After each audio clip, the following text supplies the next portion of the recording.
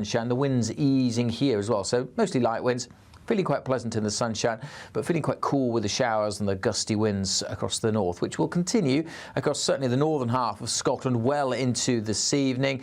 Some sunny spells between the showers. The showers becoming fewer and further between across southern Scotland and for Northern Ireland. Many places here will end the day dry and fine, along with much of northern England. Further south, it's a fine end to the day, but again, just that cooler feel compared to evenings earlier in the week. As we go towards the weekends, well, the showers will continue through the night across the far north of Scotland, and out west, eyes on this mass of cloud. That is going to mix things up a little bit for the weekend, turning pretty cloudy across Wales, northwest England, parts of Northern Ireland, with a threat of a little bit of light rain coming in here. Quite a mild night for most, double digits in towns and cities. Into Saturday, and yeah, a bit of a mishmash. A fine day across East Anglia in the southeast, generally dry with sunny spells here. Most of Northern Ireland, southern Scotland also fine. Still some showers across the far northwest. Northern England, Wales, southwest England, a greyer day on Saturday. Much more cloud, and there will be some rain at times, particularly for northwest England and northern and western parts of Wales. Temperature-wise, again, warmish across the southeast, fresher further north. That warm feeling inside from Boxed Boilers, sponsors of weather on GB News.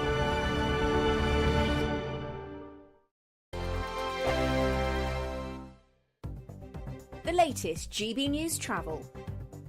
Good morning, I'm Russell Holding. In the Highland, the A832 is closed each way between Newton and the A9 at the Tor roundabout after an accident causing queues. On the M80 in Stirling, the northbound exit at junction 9 at Bannockburn's closed for roadworks. On the M6 in Warwickshire, the inside lane's closed northbound after an accident between junctions 3 and 4 from Coventry to the M42, causing delays.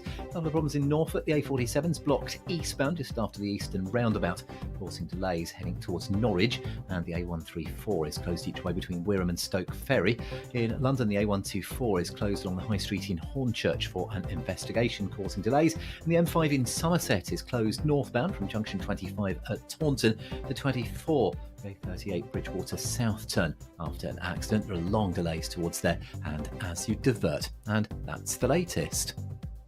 You can stay up to date throughout the day by visiting our website gbnews.com. Patrick Christie's Tonight, weekdays from 9 p.m. The mystery surrounding the disappearance of flight MH370 has perplexed the planet now for 10 years. But now all of a sudden researchers at Cardiff University have piped up and said, oh, we heard a beep. Aerospace engineer, founder of MH370search.com is Richard Godfrey. Richard, are we going to find this thing? The new research is much more thorough and gone in much more detail. It is picking up acoustic waves under the water. It's not conclusive, but it's a good step forward. Is this a cover-up job of epic proportions? Do you think something quite sinister happened to this plane? Because it is all very odd. I think you're right. It is all very odd. It is, we have a lot of data, but we don't have the final analysis, and we won't until we actually find the wreckage. The Indian Ocean is a huge place, 77 million square kilometers. When we find the plane, we can recover the flight data recorder, the cockpit voice recorder. We can learn a lot more. Do you think someone might have shot it down? No, the plane flew until it ran out of fuel. The plane was perfectly in working order. There was an active pilot right until the end. So my only theory at the moment is the captain of the plane actually committed a hijack of his own plane. But until we find it, we won't be able to prove that. We are potentially a step closer now to knowing and to one of the greatest mysteries of recent times anyway, finally being solved. There's aerospace engineer there, Richard Godfrey. Thank you. Britain's election channel, the People's Channel.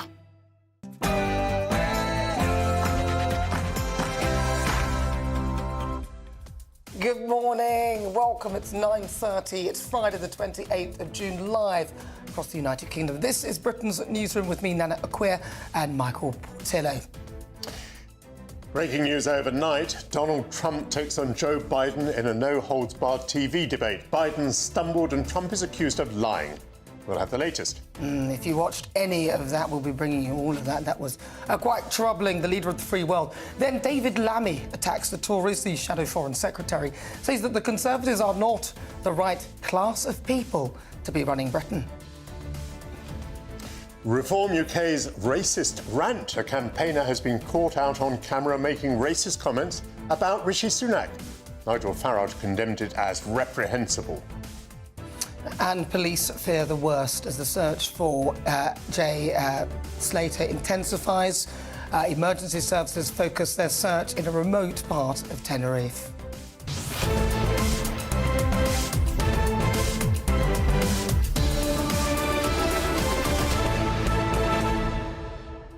So I'm glad we both got the orange memo. I think we look good. We matched, don't we? Beautiful. Well, listen, we'd love to hear your thoughts. Send us your comments. Post them by visiting gbnews.com/your say. But first, here's your news with Tatiana Sanchez.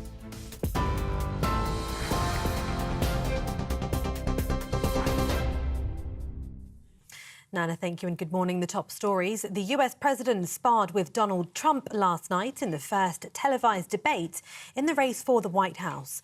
With nearly 2 months to go until he's formally nominated as the Democratic nominee, Joe Biden had hoped to build more support for his re-election.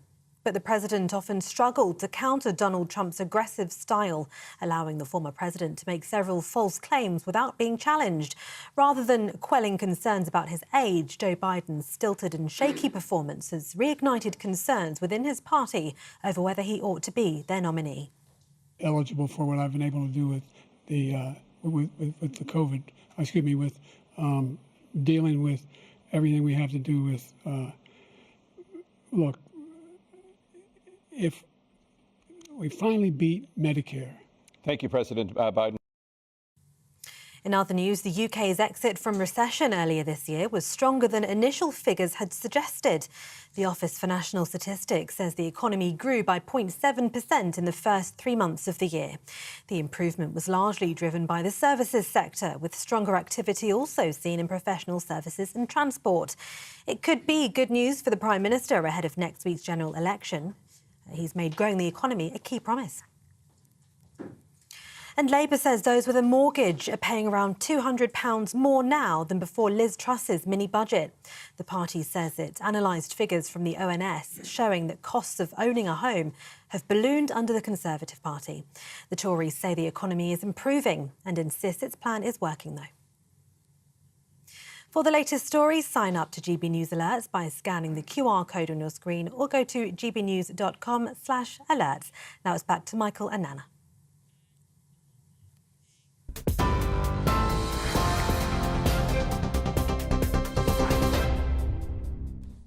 Good morning. It's just coming up to 9:34, even crikey, where am I? This is Britain's Newsroom live across the United Kingdom on the GB News with me, Nana Aquia, and Michael Portillo, who's in for Ben Leo. Now, Joe Biden and Donald Trump traded blows in the first debate of the 2024 presidential election campaign.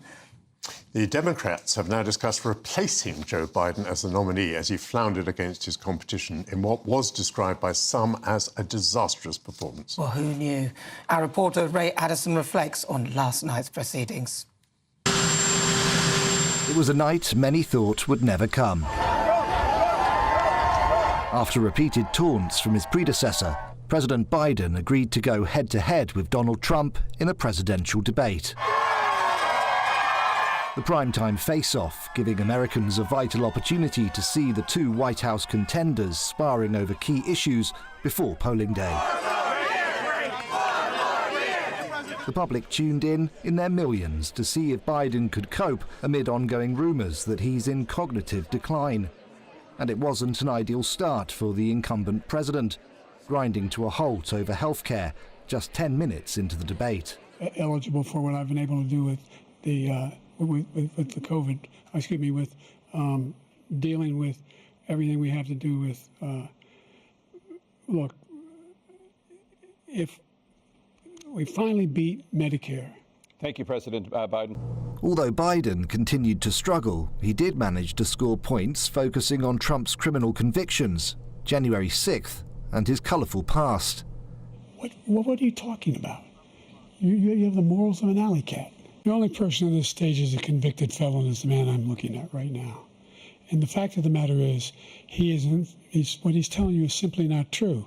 The fact is that there was no effort on his part to stop what was going on up in Capitol Hill. And all those people, every one of those who were convicted, deserves to be convicted. In return, Trump went hard on Biden's foreign policy, criticising him over Afghanistan, blaming him for the war in Ukraine, and claiming that he could stop the conflict as soon as he was re-elected. He did nothing to stop it. In fact, I think he encouraged Russia from going in. I'll tell you what happened. He was so bad with Afghanistan. It was such a horrible embarrassment, most embarrassing moment in the history of our country. Republican pundits will no doubt focus on Biden's speech, which at times appeared slurred and stumbling, whilst Democrats will claim Trump is simply not fit to be president, peddling dangerous rhetoric over immigration and abortion. With no candidate scoring a killer blow, it may leave the American public scratching their head, and those undecided still wondering who to vote for. Their next chance to decide comes when the candidates face off in September, just 2 months before the general election. Ray Addison, GB News. Well, our reporter Ray Addison joins us now. Most interesting debate, possibly decisive. We were saying there that some in the Democrat Party are calling for Biden to be replaced as candidate. That would be a drastic move. How widespread do you think that feeling is in the Democrats? Well, I don't want to sound like a conspiracy theorist, but the timing of this debate is very, very interesting. It's holding it in June. It's never been done before. It's the earliest debate ever. Normally they'd be in, September and onwards. Holding it in June, why is that relevant? Well, we've got the Democratic National Convention coming up in August. So a lot of people believe that this was an audition for Biden. This was a chance to put him in front of the American public, to see how he would fare, and give them potentially time to replace him at the DNC if they had to. Now, of course, if they'd waited till September, which is when the second debate will be held, it's just too late, way too late to get rid of him by then. Even now, it's a push. It's a big push. They will have to vote and decide that he has become incapacitated. But there does seem to be a wave of sort of comments coming in. That does seem to be the direction that it could potentially be going on. Now, it would be easier if he just stood down. People are saying that maybe his wife, Dr. Jill Biden, needs to step in, put a little hand on the shoulder and say it's time for you to step aside. Otherwise, it was going to get very, very messy potentially. I find it incredible that really only now, as if they've opened their eyes and realised this man is in cognitive decline. We could all see it. It is no surprise to me. There was initial criticism of the hosts, wasn't it? Jake Tapper and Dana Bash, or Tapper and Bash, as I like to call them, that they were sort of partial to Biden, and they had shown bias to him before. In this particular debate, how was it conducted? Did it seem biased in any way? No, I felt like it was very clean and clinical, and I think that part of that is because of the rules that Joe Biden insisted on, with the mics being muted when the other person wasn't speaking. And I think that's actually been to Biden's detriment, because, normally in previous debates, what we've seen is Trump talking over President Biden, or previously obviously was just the candidate Biden, but that has sort of exposed Trump and led to a lot more criticism of him. But now, and I think Trump's had good advice here, he did a lot less of that. He just kept quiet, and you've got 2 minutes just feels like a long time when you're struggling to find the next word. For Joe Biden, he struggled a lot. We saw he ground to a halt within the first 10 minutes. He didn't grind to a complete halt again. And so actually, as I was watching it, as we had the live broadcast here at GB News, I felt he slightly improved somewhat as he went on. Probably the meds kicking in. Potentially. And so I felt that he didn't have as disastrous a night as he could have potentially had. However, seeing now a lot of Democrats coming out briefing against him, it suggests to me that they knew how this was going to play out. Of course, we've got to remember, they've had him for 7 days at Camp David. Yes, he was there. Rehearsing. They say he's got a cold. I think he's hoarse because he's been answering so many questions. And I think they knew from that rehearsal that last night rather, was going to be a disaster. Some channels have been emphasising that Donald Trump was not being fact-checked. Did you feel that Trump was getting away with porkies during the course of the evening? Yeah, I mean, definitely they weren't picking him up on as many things as I've seen in previous debates. I actually am not a big fan of picking up the candidates on because a lot of this it's a matter of opinion. You know, whether obviously he's saying there's say for example, one of the claims he said there's been a crime wave by illegal migrants who've entered the country over the last 4 years. Now, what constitutes a crime wave? You know, how many how many crimes do you need for that to be a valid point? Some people would say, well, hold on, a handful's enough, and others would say it needs to be a much bigger number. Did you get the feeling that Trump was getting away with vast generalisations or not? Trump was doing what Trump does. You expect him to... in fact, he was a lot more cogent than Biden was. That's not hard, is it? Well, Biden would start off on one point and go through 2 or 3 other directions. I lost track of him most of the time. I was trying to keep notes of his comments. I couldn't keep notes. I mean, there was the Medicare comment, and then he was talking about rape, and then he started talking about murder, and... He talked about women being raped by their sisters at one point. I just couldn't understand what he was trying to say a lot of the time. And I'm really trying to listen and pay attention and be fair and even-handed to both of the candidates. Women being raped by their sisters. He said that at one point. Yeah, it was there was a lot of very weird comments sentences that just didn't make any sense. There was a sentence where it appeared to me that he kept saying Trump when he meant Putin. Yeah. The headlines. Across the United States were pretty grim today, were they not, for the Biden camp? Yeah, absolutely. I mean, I just saw one headline on Reuters where it's saying that world leaders are now preparing to have to deal with Trump, from when he wins in November, if he wins in November, but they're thinking that's the direction it's going to go. Of course, there's still time, though. I mean, I think in general, the consensus seems to be, and I think 67% of people, CNN's poll, exit poll, so to speak, after that debate was that 67 felt Trump had clearly won. That's a huge number, and that's even people who don't like Trump, have never voted for Trump, would never. But they're saying, OK, I still won't vote for him, but he clearly won. Others are saying, yeah, I can't vote for Biden now as it stands. I think the Democrats are going to have to think very, very seriously about replacing him. Who would they have? The Vice President Kamala Harris. Her rating is very, very low, even lower than Biden's. Michelle Obama? There was talk of Michelle Obama, Hillary Clinton, all these people. Yeah, Michelle Obama's repeatedly said she's not interested. Hillary Clinton, I think, is very interested. She's about to publish a book, which the timing of which is quite interesting. So she's going to be very much in the public eye. California Governor Gavin Newsom, as well, as a name that's often mentioned, and he's deputised for Biden as a speaker at events as well. So there's a bunch of different names out there. Hillary Clinton is a woman of immense experience. You couldn't find a more experienced person to be candidate. On the other hand, she is a proven loser for the Democrats. It's that limits her attraction, doesn't it? Absolutely, although I believe she got more physical votes than Donald Trump. However, obviously, she ultimately lost him, but she will have learned a lot from that, and she... well, I was about to say that she doesn't have the same problems that Joe Biden has. However, if we think back to that election, she struggled quite a lot sometimes herself. Some of her own behaviour was questioned. I think she fell over at one point. And in fact, the Democrats considered replacing her as well at one point, but realised it just simply wasn't practical at that time. But you've got to ask yourself why the Democrats allowed this to go on for so long. The fact that they've allowed Joe Biden to even go in for a second term. I mean, what kind of a party is that would enable that? Yeah, but what's so intriguing about what Ray is saying is that they hatched this plot. Ray thinks to expose him. Well, I suspect that's right. I would absolutely... in fact, before you were saying that, I was thinking they've done it deliberately. They brought it in early because Trump did chuck out the challenge. They're saying that I'll speak to him anytime, any place, anywhere. So they took him up on it, but they took him up on it to give them time to replace the leader.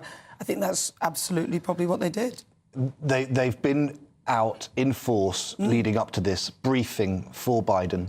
We've seen these videos recently from D-Day and so on, where they've been calling them cheap fakes, not deep fakes, cheap fakes, but implying that these instances aren't real or legitimate, and casting doubt on it, saying that he's sharp.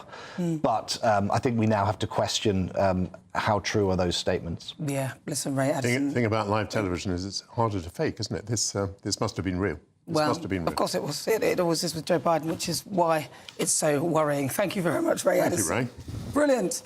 Right, so up next, are the Tories the wrong class to be ruling the country? What does that even mean? Labour's David Lammy thinks so. You're here with Britain's Newsroom on GB News.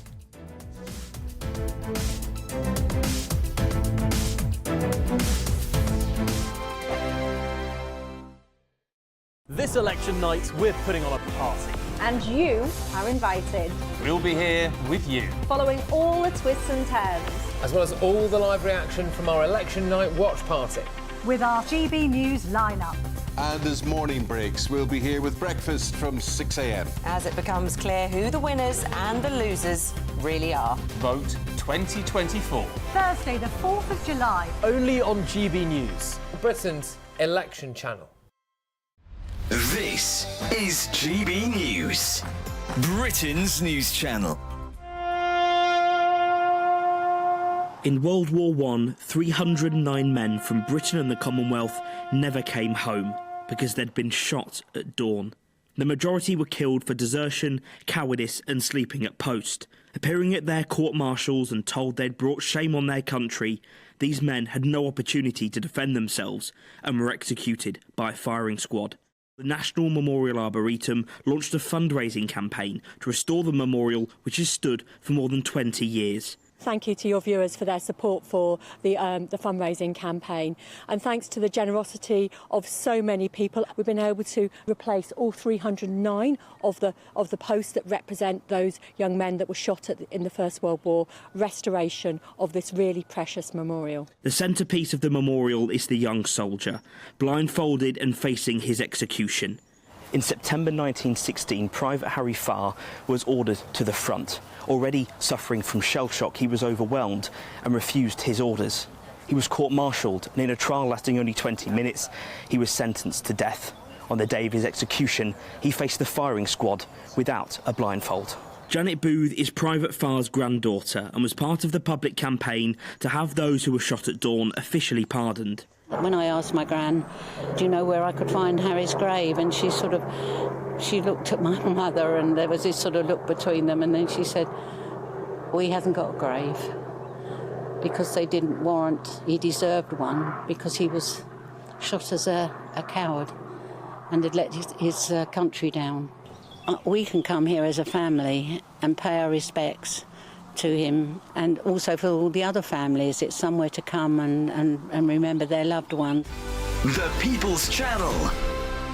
Congratulations to the GB News winners at this year's Tric Awards. And the winner of Interview of the Year is... Alistair Stewart reveals his heartbreaking diagnosis to Camilla Tominey. And the winner is GB News Breakfast. And the winner is Nigel Farage. And thank you to you, our GB News viewers and listeners, for making us the People's Channel, Britain's news channel.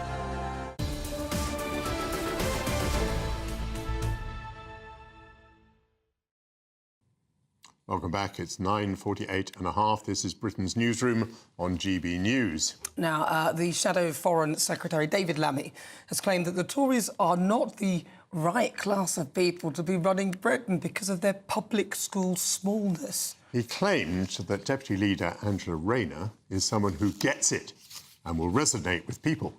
So I'm sort of feeling that he's saying that more common people or something like that. So do the Conservatives represent you? Joining us now is the politics editor at Huffington Post UK, Kevin Schofield.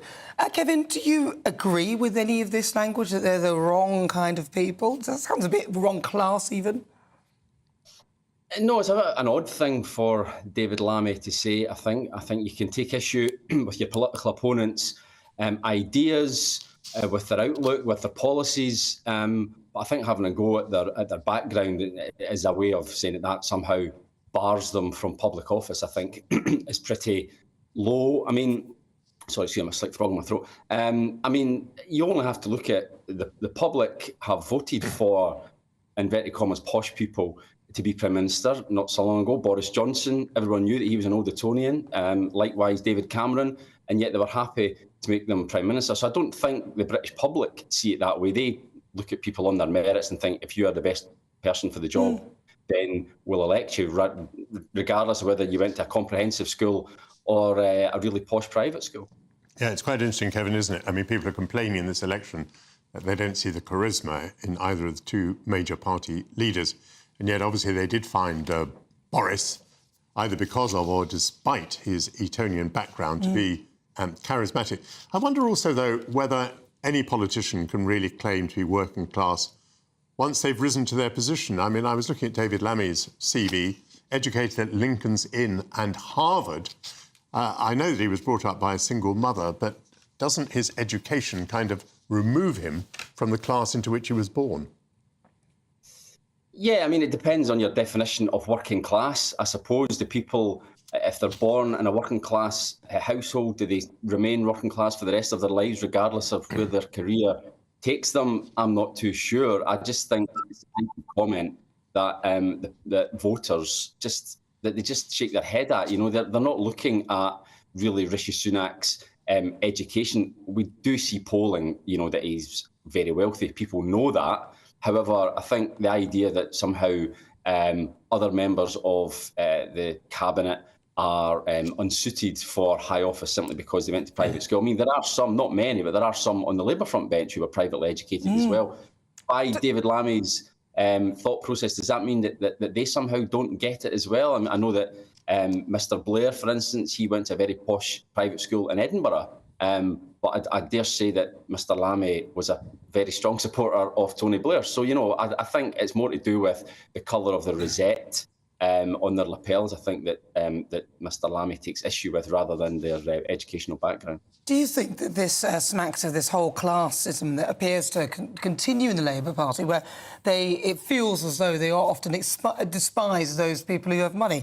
The VAT on schools, for example, you heard the words of Emily Thornberry and people like that, acting as though, well, you know, they're upper-class people, they can afford it, they should...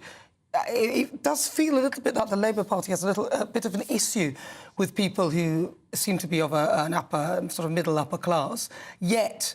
Keir Starmer, he certainly isn't poor, is he? He keeps going on about his dad being a toolmaker, but yet he himself is certainly not working class, even though he says he is. Do you think the Labour Party have a problem with this?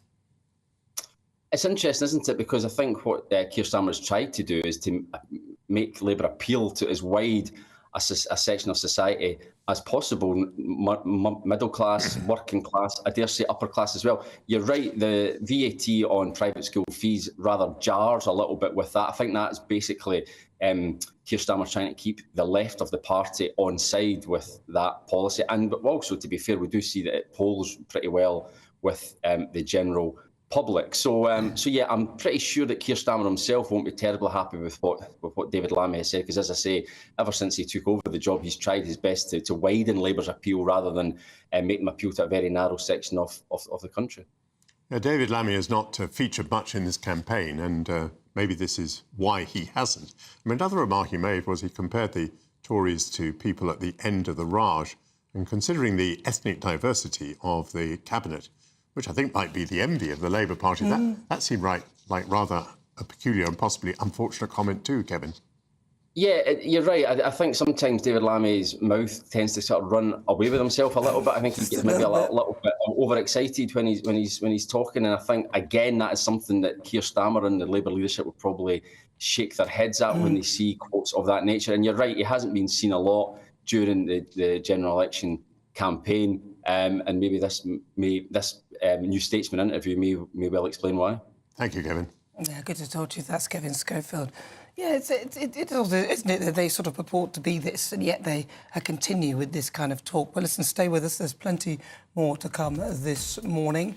We're fast approaching 55 minutes after 9 o'clock. This is Britain's Newsroom with me, Nana Akwe, and Michael Portillo. Stay tuned. We'll give you the latest with your weather, which is next. A brighter outlook with Box Solar, sponsors of weather on GB News. morning. Welcome to your latest weather update from the Met Office here on GB News. A blustery day across the north today with quite a few showers around, although not as wet as yesterday. For much of the south, dry and fine, although quite a bit cooler than it was earlier in the week. Certainly feels pretty cool with the frequent showers packing in across the Highlands and the Northern Isles. A scattering of showers coming and going through the day across northern England. Some for Northern Ireland, but it won't be as wet here as yesterday afternoon. And the showers tending to ease off through central and southern Scotland later as well. For much of the south, dry, fine, some cloud, but some decent spells of sunshine. The winds easing here as well, so mostly light winds. Feeling quite pleasant in the sunshine, but feeling quite cool with the showers and the gusty winds across the north, which will continue across certainly the northern half of Scotland well into this evening. Some sunny spells between the showers. The showers becoming fewer and further between across southern Scotland and for Northern Ireland. Many places here will end the day dry and fine, along with much of northern England. Further south, it's a fine end to the day, but again, just that cooler feel compared to evenings earlier in the week. As we go towards the weekends, well, the showers will continue through the night across the far north of Scotland, and out west, eyes on this mass of cloud. That is going to mix things up a little bit for the weekend, turning pretty cloudy across Wales, northwest England, parts of Northern Ireland, with a threat of a little bit of light rain coming in here. Quite a mild night for most, double digits in towns and cities. Into Saturday, and yeah, a bit of a mishmash. A fine day across East Anglia in the southeast, generally dry with sunny spells here. Most of Northern Ireland, southern Scotland also fine. Still some showers across the far northwest. Northern England, Wales, southwest England, a greyer day on Saturday, much more cloud, and there will be some rain at times, particularly for northwest England and northern and western parts of Wales. Temperature-wise, again, warmish across the southeast, fresher further north. That warm feeling inside from Boxed Boilers, sponsors of weather on GB News.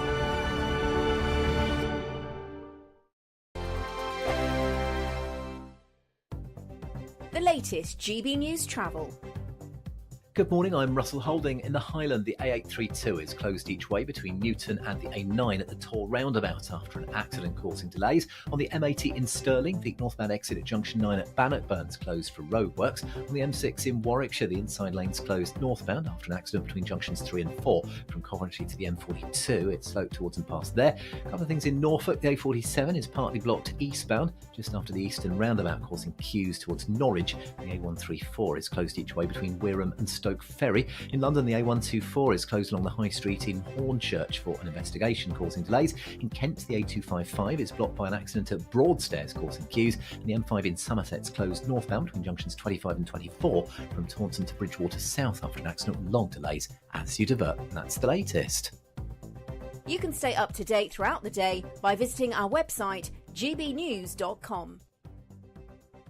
It's the final week to see how you could win big this summer. First, there's a totally tax-free £15,000 in cash to make your summer spectacular. Spend that extra cash however you like. You'll also win a brand new iPhone, Apple AirPods, and if that wasn't enough, a £500 voucher to spend at your favourite UK attraction. You have to hurry, as lines close at 5 p.m. on Friday. For another chance to win the iPhone, treats, and £15,000 cash, text prize to 63232. Text costs £2 plus one standard network rate message. You can also enter online at gbnews.com/win. Entries cost £2 or post your name and number to GB06 PO Box 8690 Derby DE1 9TT. UK only. Entrance must be 18 or over. Lines close at 5 p.m. on Friday. Please check the closing time if listening or watching on demand. Good luck. If you want your news to be straight talking... This is a nightmare for the Conservatives again. Down to earth. It's not just Nottingham where this is happening, is it? And most importantly, honest. Hard-working, middle-class taxpayers, they'll get their book thrown at them. Then catch me, Martin Daubney, Monday to Friday, 3 till 6 p.m. on GB News, Britain's news channel.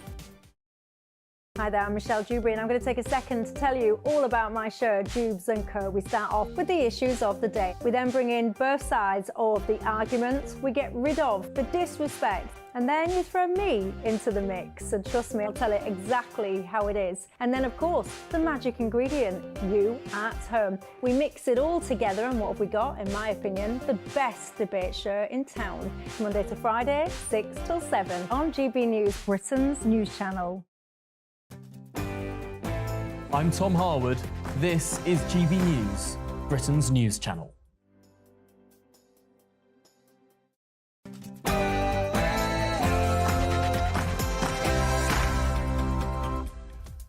Good morning, it's 10 o'clock on Friday the 28th of June, live across the United Kingdom. This is Britain's Newsroom with me, Nana Acquia, and Michael Portillo.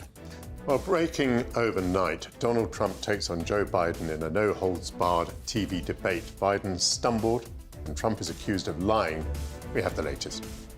Then David Lammy, he attacks the Tories. The shadow Foreign Secretary says the Conservatives are not the right class of people to be running Britain. Reform UK's racist rant. A campaigner has been caught on camera making racist comments about Rishi Sunak. Nigel Farage condemned it as reprehensible.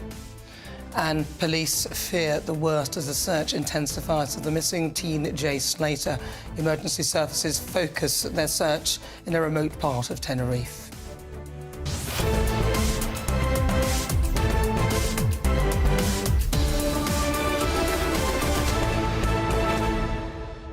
I always find it odd that someone would say that it's the wrong class of people. Because how do you define a class? What class of people does he think should be running the country? And do you change your class during your life? If you're born into one class, do you perhaps move to another because of your education and your opportunities? Because I think a lot of them think they're stuck in the working class mode, like Keir Starmer talks about being a toolmaker. Rishi Sunak keeps going back about his parents, how hard they work. Yet all of them are millionaires. I mean, come on, you're the same class. Right, well, we'd love to hear what you think. Send us your views, post your comments, gbnews.com/your say. But first, here's your news with Tatiana Sanchez.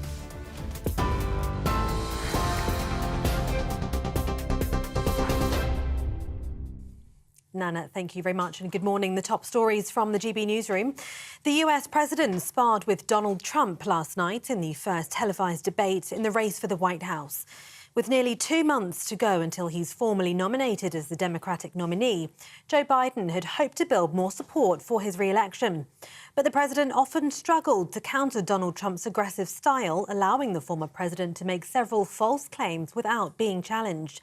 Rather than quelling concerns about his age, Joe Biden's stilted and shaky performance has reignited concerns within the Democratic Party over whether he ought to be their nominee. For what I've been able to do with the with the COVID, with dealing with everything we have to do with, look, if we finally beat Medicare. Thank you, President Biden. Reports suggest some within the Democratic Party are discussing ways in which Joe Biden could be replaced ahead of November's election. But no incumbent president has ever dropped out so late in a campaign, and there appears to be little agreement on what would happen if he did. Some have suggested Vice President Kamala Harris or California Governor Gavin Newsom as possible replacements. But President Biden has shown no sign of standing down, and there's no clear mechanism to force him to do so. In other news, a video has emerged of a Reform UK activist making racist comments about Rishi Sunak. The person could also be observed engaging in Islamophobic and generally offensive behaviour in that video, which was obtained by Channel 4 News. In another video, an event organiser was seen describing the LGBT pride flag as degenerate and suggesting gay people are paedophiles. Reform's leader Nigel Farage says he's dismayed by the comments, describing them as appalling sentiments. The UK's exit from recession earlier this year was stronger than initial figures had suggested. The ONS says the economy grew by 0.7% in the first 3 months of this year. The improvement was largely driven by the services sector, with stronger activity also seen in professional services and transport. It could be good news for the Prime Minister, who's made growing the economy a key promise ahead of the next week's election. Labour says those with a mortgage are paying around £200 more now than before Liz Truss's mini-budget. The party says it analysed figures from the Office for National Statistics showing that costs of owning a home have ballooned under the Conservative Party. The Tories say the economy is improving, though, and insist the plan is working. But Shadow Chief Secretary to the Treasury, Darren Jones, told GB News Labour has a plan for the economy that working people can trust. The Labour Party has been ahead of the Conservative Party for being the most trusted party on the economy. And our Shadow Chancellor, Rachel Reeves, has been leading Conservative Chancellor Jeremy Hunt as the person most capable of stewarding the economy going forward. So the Labour Party has a stronger relationship with the public today than any other party about managing the economy and making sure that taxpayers' money is used well. And of course, we will make sure that's the case if we win the election next week by delivering that in office. But Education Secretary Gillian Keegan told GB News the situation with spiking mortgage rates is the same all over the world. Mortgage rates and interest rates have gone up all over the world as a result, largely of the invasion of Ukraine, which really spiked energy prices, which spiked inflation, and bank rates and interest rates are linked very, very tightly to inflation. They know that, even if you're not an economist, most people know that. They look at those rates and they look at them going together, which is why they know, with it coming down to 2%, that the bank rates will follow. Everybody knows that if you go anywhere else in the world, they've had pretty much a similar spike in inflation and a similar spike in interest rates, and it was a spike that now is under control. The Conservatives will launch a plan for education reform today with a pledge to expand access to free childcare. It comes as the Shadow Education Secretary admitted that Labour's planned tax on private schools would apply to nurseries as well, which could mean fewer places for toddlers. The Tories say Labour's tax policy would see class sizes soar, while Rishi Sunak promised the Conservatives' plan would give children the skills they need to succeed in the future. And those are the latest GB News headlines for now. I'm Tatiana Sanchez. More with me in half an hour. For the very latest GB News direct to your smartphone, sign up to News Alerts by scanning the QR code or go to gbnews.com/alerts. Good morning. If you just tuned in, where have you been? Welcome. This is Britain's Newsroom live across the United Kingdom and on GB News with Michael Portillo and me, Nana Aguirre. Now, Joe Biden and Donald Trump traded blows in the first debate of the 2024 presidential election campaign. Before last night, many Americans had expressed concerns about Joe Biden's age and his fitness for office. This debate didn't quite put those concerns to rest. Eligible for what I've been able to do with the COVID, with dealing with everything we have to do with. Look, if we finally beat Medicare. Thank you, President Biden. The pair traded blows over the January 6th Capitol Hill riots. The only person on this stage is a convicted felon is the man I'm looking at right now. And the fact of the matter is, what he's telling you is simply not true. The fact is that there was no effort on his part to stop what was going on up in Capitol Hill. And all those people, every one of those who was convicted, deserves to be convicted. That's as Donald Trump implied that Joe Biden was too weak to prevent Putin's invasion of Ukraine. He did nothing to stop it. In fact, I think he encouraged Russia from going in. I'll tell you what happened. He was so bad with Afghanistan. It was such a horrible embarrassment, most embarrassing moment in the history of our country. Well, our US correspondent Stephen Edgington spoke to those in Washington, D.C. for their verdict on the debate. Who do you think won the debate tonight? I think in terms of opinion, Biden won, but in terms of everything else, Trump won. And you're a Biden voter? I personally am, even though I'm not a fan of either voter, but if I had to pick, I'd vote Biden. So did your mind change tonight after watching Biden? It didn't, but I have significantly less faith than I ever did. Why? Because he's getting old, and I know they asked about that, and I personally don't believe him in his answer, but it's just a personal policy thing. I agree with Biden more than I agree with Trump, so I'm still going to vote for him. And what do you think of Trump's performance? I think Trump presents himself very well. I think you know, it's very easy to get caught up in the information because, you know, Trump says one thing, Biden says another. But I think overall he did well. I mean, I'm glad that he was willing to come to CNN. What do you think of Trump's performance? I think it was remarkably good. I did not start out as a Trump voter. In 2016, I voted for Hillary. In 2020, I voted for Vermin Supreme. This time, I'm voting for Trump. And I think Trump did an absolutely fantastic job in this debate, better than his previous one. Did Biden look old tonight? He was just like squinting the whole time. He's like this the whole time, and he's just like, you know, you could tell that he's like trying to think of what he's trying to say, and he's just these long pauses. They're just awkward. Who do you think won the debate tonight?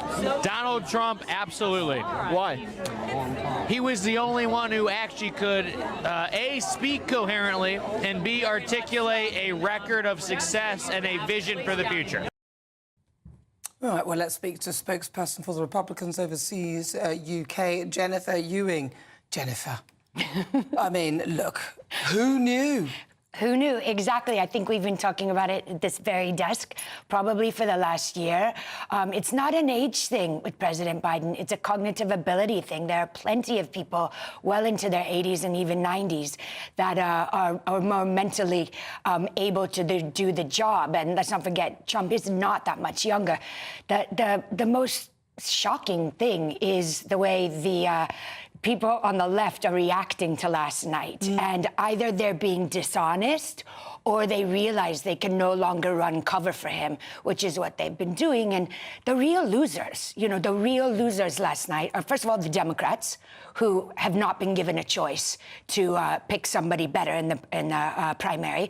The second is the Americans, because it's a very close election. So I'd like a 50% chance of having, two good candidates. And third of all, we talk about all the time in London that America's election matters for the world. So we deserve to have two good candidates going into November. And the people who have been lying about Biden's cognitive abilities for the last month, 6 months, 1 year are the reason we're in the situation we saw last night. Jennifer, I suppose Joe Biden, as an elderly man, could be supported in office by a good team. On the other hand, there is the question in a president of character. And what Joe Biden managed to say during the debate was that his opponent is a convicted felon and that he was the man who encouraged the January 6th lawless riot. So the character of Trump is on the line, not just the cognitive ability of Joe Biden. Sure, I would understand what you're saying if we're talking about looking for a husband or a spiritual leader, but what we're actually talking about is an election. And the top three election issues this year are the economy and inflation, the crisis we have at the southern border, and the foreign policy disaster. And Trump polls better on all three. But is a convicted felon the right person to deal with those three? Well, Nelson Mandela was president, wasn't he? Look, wasn't he? Yes, So under a you different sort of system. Yeah, but you still have people who have been to jail or, potentially being candidates to run a country. Jennifer, what's your answer? Look, Convicted felon deal with these... Okay, let's be honest. Let's be honest, all of us, right? Even though we're wearing the same colour, we can have different opinions. But 75% of Americans do not want to see the rematch of Biden versus Trump. Okay, that's 3/4 of the country, and yet here we are. So you have to make a decision. And actually, even like that guy that Stephen was interviewing that said, "Hey, Biden might be old, but I like his policies. That's what I'm voting for." So people vote on policy. Trump's 34 convictions, which is basically the same bookkeeping error written down 33 extra times. It's not 34 different ones. In an ideal world, yes, we'd go back to the days of Reagan or somebody with more character, but that's not where we are. People are going to choose on the policies. And Trump's convictions, if anything, have only helped him because people realize that the justice system has been weaponized against Trump. And if we look back to about a year ago, March, DeSantis, who was running on the GOP side, and Trump were neck and neck. And then all of a sudden, the first New York case, the one we just had the convictions for the other day, that case came out and Trump shot ahead 30 points because people realized, wait a minute, even if I don't like this guy, I want my chance to vote against him again on November 5th. And it should not be to judges or a certain jury in a 90% pro-Biden jurisdiction to make the decision for the American people. We each get one vote. Is that the same as saying a presidential candidate should be above the law? No, it's not saying he should be above the law. It's saying that in our Constitution, you only need to be above the age of 35, born in America, and have been a resident for quite some time. So you technically can run from jail if on July 11th they put him in jail. I don't think they will, because that will further martyrize him, but he could. Look, I mean, is this an ideal candidate? No, but it's what we've got. But no other presidential candidate has been treated the way that he has been treated. So you have to accept that they have almost changed the rules as far as he's concerned. But what do the Democrats do now? That's the question. That's a great point. And I believe, and if you'll recall, that this is the first time these debates were moved forward by about 3 months. Usually we don't have them until September and October, after both of the conventions. The Democrats invited Trump to an early debate. So why did they do that? I genuinely think they were doing this as, as we say in football terms, a Hail Mary pass. Like, if he can get... Oh, God, I knew you were going to say that, and I should not have pretended to be an American. You should have had Greg Swenson in here today doing the Hail Mary. But anyway, it means a last-ditch attempt to see. And this was the test case. He really, really failed. On a human level, it's very sad to watch that. He should have been pulled out a long time ago. What do? They can either have him step down right now, which means Kamala Harris becomes president. That's a problem for them. Her ratings are even lower than his are. Number two, they go to the convention in August, and the delegates who have been sent there with a pledge to vote for him change who they're going to vote for and vote for somebody else. Or three, after the convention, people get in a smoke-filled room and decide who they'd like it, whether it's Governor Gretchen Whitmer of Michigan, the governor of my home state, Gavin Newsom of California. They've got a decent bench on the Democrat side. They really do. And I might not agree with the policies, but they're certainly more able. I mean, I think Obama's enjoying his third term too much. I think so. He's pulling his strings then. I mean, we have that quote of him saying, wouldn't it be great if I didn't have to be the president? I could just sit back. And I think, actually, Nana, I think he does this. No chance of changing both candidates, is there? I mean, even you say that. Well, we had our chance. We had our chance. The Republicans, we had our chance. We had an actual primary. You'll remember there was Vivek, there was Nikki Haley, there was Ron DeSantis, who a lot of us really liked, and the people wanted Trump. So can we show people, because some people wouldn't have seen what happened overnight. Sure. Asleep in the United Kingdom. So we're going to play you a little bit of Joe Biden sort of stumbling. It's totally embarrassing. Have a listen. Eligible for what I've been able to do with the with the COVID. Excuse me, with dealing with everything we have to do with. Look, if we finally beat Medicare. Thank you, President Biden. Golly. It's an extraordinary moment, and no fakes here. Yeah, no, and look, it's one thing saying, OK, this guy's not going to be in a good enough shape to serve another 4 years. I'm quite worried about, the leader of the free world from now until November. But as we say, hopefully he's got some good handlers and, he can carry on. But we all deserve better than this, all of us. The world deserves better than that. My sympathy to you as an American. Oh, why? It's a great country. No, to the world. But not two great candidates. Yeah, we'll be okay. We'll be okay in November 6th. Genevieve, don't you? Yeah, nice to see you guys. Thanks for having me. Nice to see you. Right. Well, up next, you'll not believe what phrase a woke university boss has tried to ban on campus. Stay tuned, find out after this. You're with Britain's Newsroom on GB News.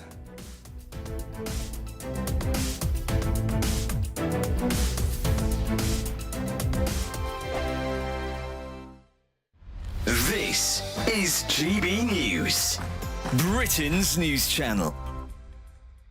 History lecturers at the University of Liverpool have been advised to problematise whiteness and heterosexuality in their seminars. They are saying that you should be guilty if you're white and heterosexual. Not using the long words they use, but that's kind of what they're saying. Yeah, but do you know what? History in this country is concerned with more and has been lived by more white people and more heterosexuals, right? And that's the history. I'll tell you something else, Dawn. This is Russell Group University material here. This is Liverpool. It's a really good university. The thing that really got me going, apart from this, and I thought it was an AI generation of words input into a system to come up with from something. It's ridiculous. The main issue I have is the verb problematise. I've never heard of that before. So they should be prioritising grammar. Let's get first principles back in there firstly. It's just promoting anti-racism. It's not, Amy. It is, wait. It's just bringing the marginalised voices into the discussion. So no, what they're saying is look at British history through the optic of... all perspectives. So let's look at it from the perspective of a queer person growing up. Let's look at it from the perspective of somebody from... But that's not the majority. When I actually looked at the evidence, it's all about unpacking bias. And you have to admit there has been a white bias in history. No, there hasn't, because the facts... From a white perspective... Amy, the facts are, in history, most people in this country are white and heterosexual. Of course, but then there's still... So that's the history. ...voices that deserve to be brought into the discussion as much as the dominant... Look, like, that's all decolonising the curriculum is hearing all sides of the argument. Which surely we at GB News love. We celebrate that. That's what we do. We do, but we're not telling anybody it's bad to be white or it's bad to be... Exactly. That is not what... Amy, it is. It is. The People's Channel. On election night, we are throwing a party. The GB News Election Night Watch Party will be live from Essex and you are all invited. On air from 10 o'clock, we'll have familiar faces from across the channel, entertainment and lots more stuff as we keep our eye on all the results as they come flying in. If you want to join our live Election Night Watch Party audience, scan the QR code on screen or go to gbnews.com/election party. Congratulations to the GB News winners at this year's Tric Awards. And the winner of Interview of the Year is... Alistair Stewart reveals his heartbreaking diagnosis to Camilla Tominey. And the winner is GB News Breakfast. And the winner is Nigel Farage. And thank you to you, our GB News viewers and listeners, for making us the People's Channel, Britain's news channel.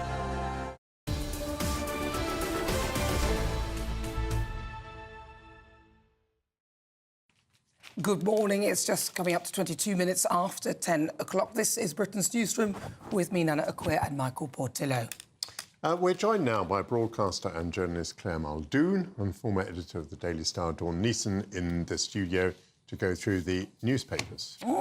So should we go with Claire? Should we start with you? Reform UK, they're facing criticism after a campaigner was caught making racist slurs about Prime Minister Rishi Sunak by an undercover journalist. A separate activist also found to have made homophobic comments. I mean, it's just ridiculous and utter abhorrent that remarks that were made, and they're documented on Channel 4.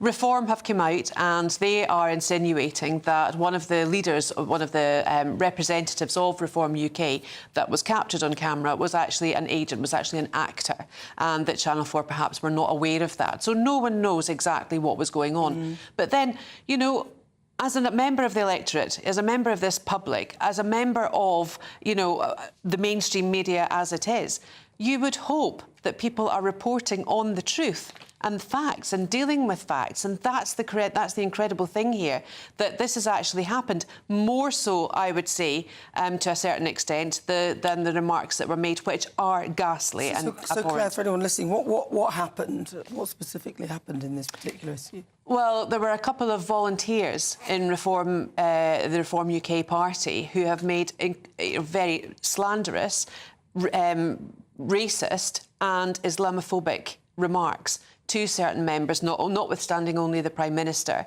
but other factions of society. And they were openly discussing these issues. And it's disgusting. It was like a BNP party down the pub or something. It's just that culture in Britain, that precipice of denial of what's happening in the UK, and then to have it captured. Yes, very depressing, very, very horrible. But I think realistically, you know, during a general election, parties get volunteers coming in. They're having to hope of vetting all those volunteers. And I just wonder, I just have a query in my mind, why did Channel 4 go to this particular place and to this particular party? Now, supposing they'd gone to the Labour Party in a particular constituency, might they have found evidence of anti-Israeli, anti-Jewish feeling, do you think, anti-Semitic? They might tropes. very well have. Exactly. They might very well have, because it's an open book. If you and I don't know, Michael, do you really not know the people who are volunteering to host for you and work for you in a party? I would think they would have a good feeling about the people that they would recruit, or you would hope that they would. These are people standing to help get you elected. In my day, if someone turned up to volunteer, my day is a long time ago, but if someone turned up to volunteer, you'd say, fantastic, we're so pleased to see you. There's a pile of leaflets, go and deliver them. There'd be no opportunity to... No, I think you hit the nail on the head there. It was a long time ago. Do you think that... No, I'm not being facetious, but do you think that might be the key? Everything's filmed now. Everything is here now. But they're not experienced, are they? I mean, there's a piece there warning people of doorbell cameras. You know, you've got a campaigner. It's like somebody who's never been on TV, sitting on TV, doesn't know really the procedures. They don't understand that it might look easy, but there are things that you really have to be careful with. There's no one doing it, Nana. We were talking about this on Wednesday morning on GB News Breakfast. There is no one out canvassing. There is absolutely no one doing any canvassing, very little leafleting, no one out in person. And if you were to go into when you go into the poll place on July the 4th, you will see a myriad of names, many of whom you cannot even put a face to. And you will not see the names of Rishi Sunak or Keir Starmer. I think that's a really good point. I live in Tower Hamlets in East London. It's a foregone conclusion who's going to win the borough and become our local MP again. But we have had no contact with anyone canvassing whatsoever. So, I mean, either it's people have given up already, which I really hope isn't the case, or they just don't care anymore. I honestly can't work it out, but I think there is a serious lack of engaging in voters with this one. I mean, this is a horrific story. It is. But I kind of agree with what Michael was saying as well, that, you know, these are people volunteers, and to check everybody out with the speed of which Reform announced they were standing. But Nigel Farage... said reprehensible. Yeah, so to be fair... Yes, Nigel of course, which it totally is. But you do get a gauge of someone on first meeting. I don't think you can work out if someone's going to say something ridiculously racist and offensive to people on the doorstep. I think it's difficult to determine, but at least Nigel has distanced himself from the comments and the party itself. And did so immediately, unlike some other issues we've seen with parties recently. Dawn, what's the story you'd picked Yes, out? obviously this is the ongoing story of Jay Slater, the 19-year-old who went missing in Tenerife on June the 17th. Obviously the hunt is going on, but this is the latest development, is that the family have turned to a TikTok sleuth, an internet sleuth, to help with the hunt. Explain to me what that means. I can't even understand what that would mean. You're asking me about TikTok. I'm not exactly Aren't TikToks those wee sweets you used to get in the plastic things? Well, you could see this is a chap called Paul Arnott, a self-described TikTok explorer, and he runs an account on the video-based social media app called Down the Rapids. He's been out in Tenerife since Saturday. Now, the Spanish police are supposedly throwing everything out, but they're not giving press conference, so we don't know what's really going on. They're not working with the British police, and basically it does seem like there's an awful lot of theories, shall we say, being put out on social media as to what's going on, and these can only be hindering the search, I think, because there's so many theories out there, conspiracy theories, many of them. And can I make a humanitarian point? I mean, I don't know whether this story is true or not, but there's a family out there that is suffering terribly. Yeah. And the press is in there every day having to find a new angle, a new story. And here's this story that they're calling in a TikTok investigator. I mean, I don't know whether this story is true or not, but I just feel that even if it were true, it smacks of abuse of this family. This family should be left alone and not pushed as to... Well, this is the family that supposedly called this person I know, in. and supposedly I think is a jolly good word. Yeah, there was carrying quite a lot. There are so many theories around this. We do have to, hopefully there'll be some answers soon. Yeah. But I want to move on to this story about a woke university, which has told students not to use the word illegal immigrant over fears that it could cause offence. Apparently the term is dehumanising, and staff and students can say undocumented instead, says the guidance. So an undocumented migrant rather than illegal. It's going further than that, Nana. You can't use the term elderly. You can't use the term OAP.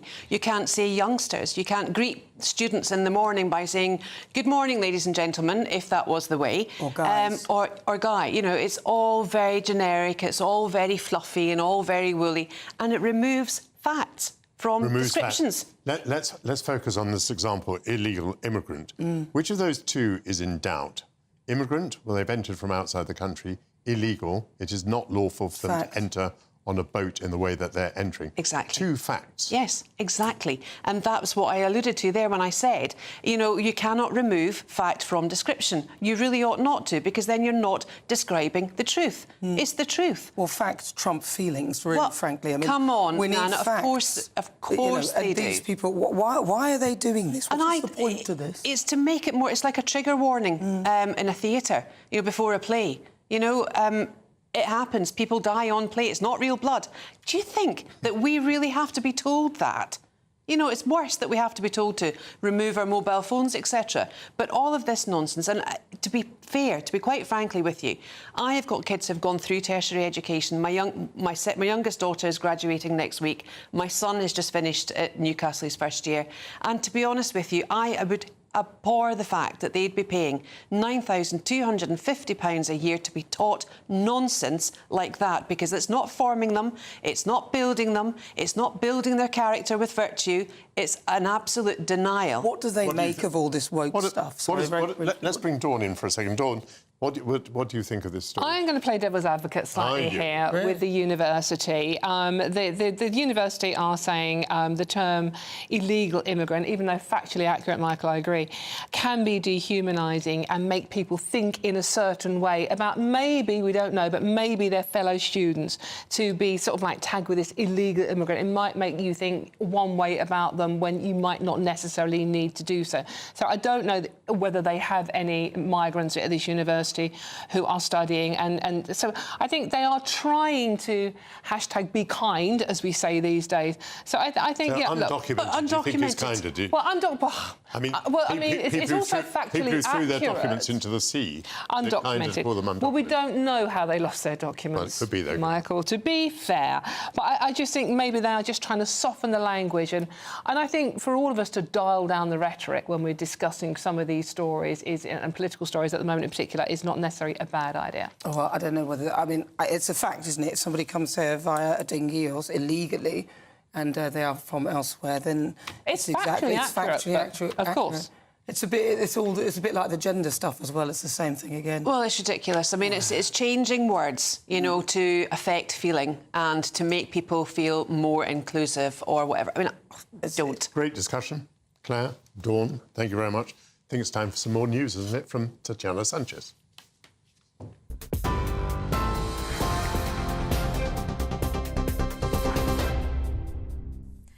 Michael, thank you. The top stories this hour. The US president sparred with Donald Trump last night in the first televised debate in the race for the White House.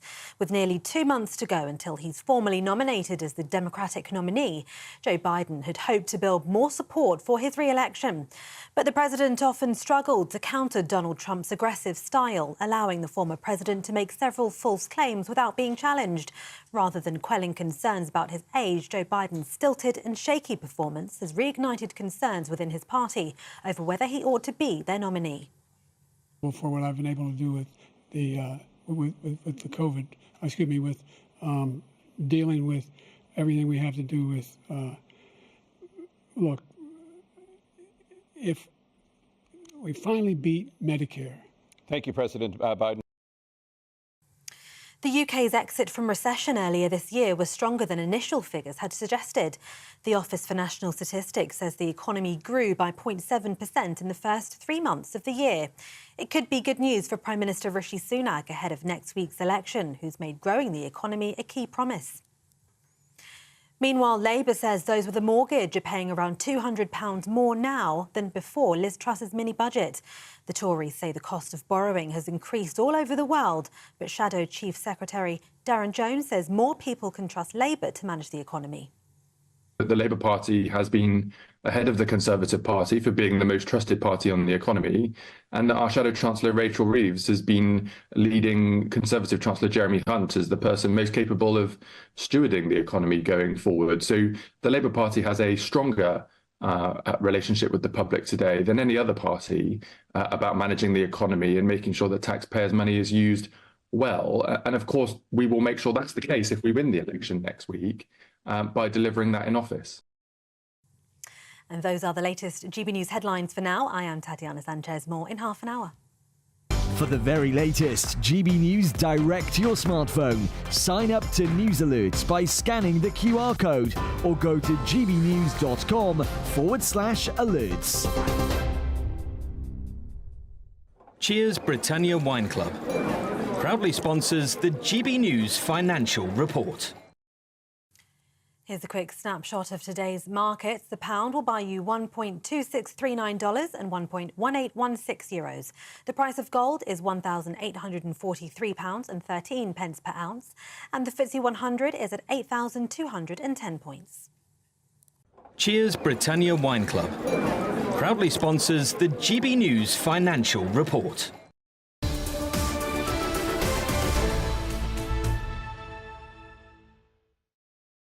Thank you, Tatiana. Up next, we'll hear from the Prime Minister, who sat down and spoke with our political editor, Christopher Hope. This is Britain's Newsroom on GB News.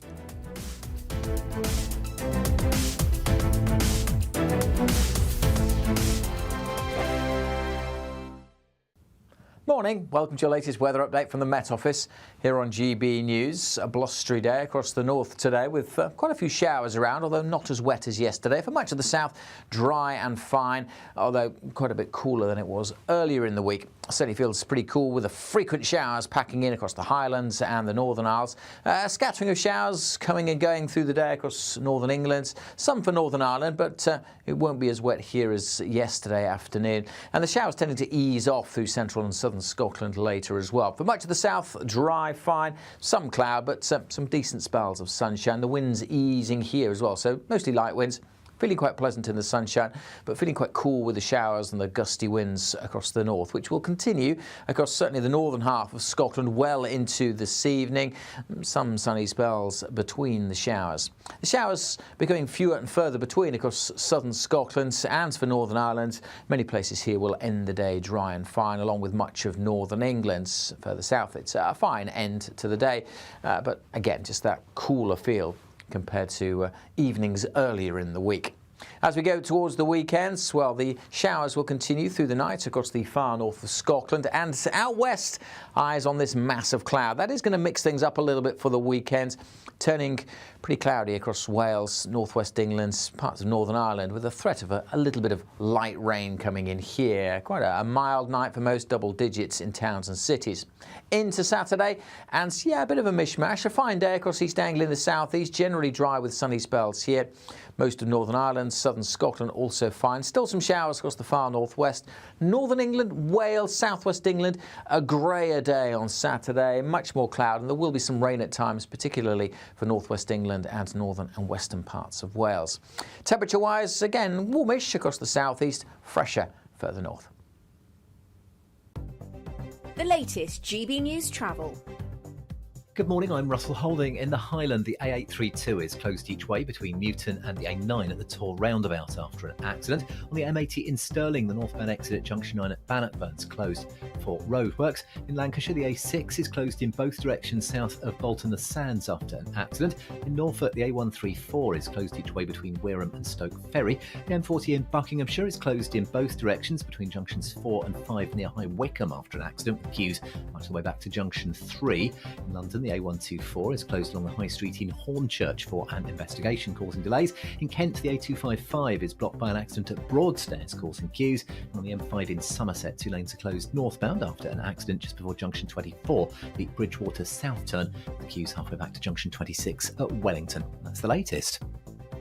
You can stay up to date throughout the day by visiting our website, gbnews.com.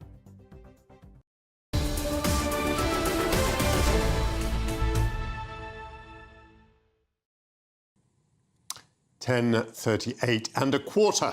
This is Britain's Newsroom.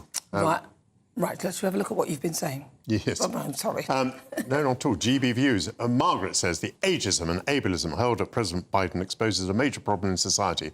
I watched some of it and thought Biden did well if he's got a neurological diagnosis such as Parkinson's disease, and he has a full team of advisors and decision-makers. What do you make of that, Nana? Oh, come on, Margaret, really? He's the leader of the free world. Whilst I appreciate and respect somebody who, if they're ill, even if they're ill, they shouldn't be running the United States. It's quite simple, really. I don't want them running it. he has put himself in this position, not only by being president, but by being a candidate in the forthcoming election. Well, he probably didn't even realise what was going on. They just did it, and then suddenly he was in it. Gary says, my mum's 97-year-old friend in a nursing home has more cognitive ability than Biden. Well, exactly. And Jeff, on the same subject, says the United States has the same problems as the United Kingdom. Rubbish candidates. One from Charlie says, Nigel Farage is right. Britain is broken, especially when you witness Sunak and Starmer beating each other up like cage fighters with punch-drunk quotes. What did you make of that debate the other day on the BBC? The one between Starmer and Sunak. Yeah. Well, that was the beginning of sort of Sunak's comeback, wasn't it? And we saw this interview yesterday that Sunak gave to Christopher Hope, where he was very punchy, very aggressive, very together, and that had started the debate the previous day. And I think a lot of Conservatives must be thinking, my goodness, if he'd done this 6 weeks ago, if instead of standing in the pouring rain outside Downing Street, he'd been in the dry and punching away like that, maybe we'd be having a different election campaign. I don't know. I don't think so. I think too much water under the bridge. There's a lot of water under the bridge. Too much gone on there. We've had a few reactions to David Lammy's remarks. David Lammy was saying that the Conservatives are the wrong class to run Britain. John says, very concerning that you have someone like David Lammy, who seems likely to be the next Foreign Secretary, handling a Trump administration. Yeah, and Jeff says USA hasn't. We've done that one, haven't we? Anymore? On this point, we were talking about, you know, whether you could change class and whether there was a lack of charisma. And Sue says Boris was a character and he had personality, and he was a buffoon and he was normal. Neither Starmer or Sunak have that ordinary folk feel that people can relate to. It's true, it's there in black and white. You need to watch them to see the totally unrelatable to most people in this country, which is quite sad, really. But that's what we've got, and there are obviously other candidates as well, so people don't have to go for the two main ones. But stay with us. GB News' political editor, Christopher Hope, has spoken with Rishi Sunak. Let's have a listen. People saw last night is Keir Starmer just does not have a plan for government. On the economy, no answers. On immigration, absolutely no answers. Well, 9 on times you welfare, asked him on immigration. he can't tell you what he's going to do. I've got a very clear plan for what I'm going to do with illegal migrants. They don't get to stay in our country. They should be removed. He can't tell you what he's going to do. On welfare, the guy thinks that you can't make a penny of savings from the welfare budget. That's just clearly not right. That's why I want to build on the progress we've made, cut people's taxes, and last night people could see the choice very clearly. The only poll that does matter is on the 4th of July, right? But what I'd say is, look, if those polls that you're talking about, right, end up happening on polling day, that means handing Labour a blank cheque. Blank cheque. You can't get it back, but I'd say to everyone watching that those polls aren't destiny. Right? If I'm everyone's Prime Minister, I go to that NATO summit, increasing our defence spending to 2.5% of GDP, because this is the most dangerous time our country has faced in decades. We need to keep people safe. We need to get our allies to invest more. Keir Starmer's your Prime Minister. He goes to that NATO summit. What's the first thing he's done? Cut defence spending. When people are cheating at gambling, it is illegal. We have laws against that. The Gambling Commission investigate people who they suspect of doing that, and they should do that. When I learned about all of this, I was furious. Like everyone would be furious. The idea that people would do something like that is just the antithesis of what public service is all about. I've been your Prime Minister, everyone's Prime Minister, for 18 months. In that time, we've taken significant action. Net migration was down last year, the first full year I was in office, and this year, thanks to the reforms that I've put in place, the number of visas we've issued is down by 30%. That has never happened. And as I said the other night, if Labour win, the people smugglers and the criminal gangs are going to need a bigger boat. Do not surrender our borders to Keir Starmer and the Labour Party. What Nigel Farage said about Putin was completely wrong. Plays into Putin's hands. Putin is someone who has deployed nerve agents on the streets of Britain just the other day, doing deals with North Korea. Finally, your message for GB News viewers. They're watching this interview here. They're worried about immigration, the content, the economy around. I mean, can't Labour do that as well? Are Labour offering a more convincing case now than they have done in recent elections? Well, the first thing I'd say is that the Labour-run Welsh Parliament have banned GB News. And I'll just say this, right? I get that people are frustrated with my party, with me. It's been a difficult few years with COVID, the war in Ukraine. We haven't got everything right. We haven't made as much progress as we would have liked in some areas. but this is not a by-election. Your vote can make a difference. This is a choice about our country's future and the impact it will have on your family finances. Do not give Labour a blank cheque to do what they want. Do not surrender to them. All right, well, we can now cross live to Hamilton, where Scottish Labour leader Anna Sarwar and Deputy Leader, Labour leader Angela Rayner are holding a rally. People, so everyone can maximise their potential. Every vote is to deliver GB Energy, headquartered here in Scotland, to bring down your bills and to create more jobs. Every vote is to maximise Scotland's influence, so Ian Murray in the Secretary of State's office for Scotland will be there to the window to the world, creating more exports and giving more jobs at home. And I love that he's got his Ange board up as well.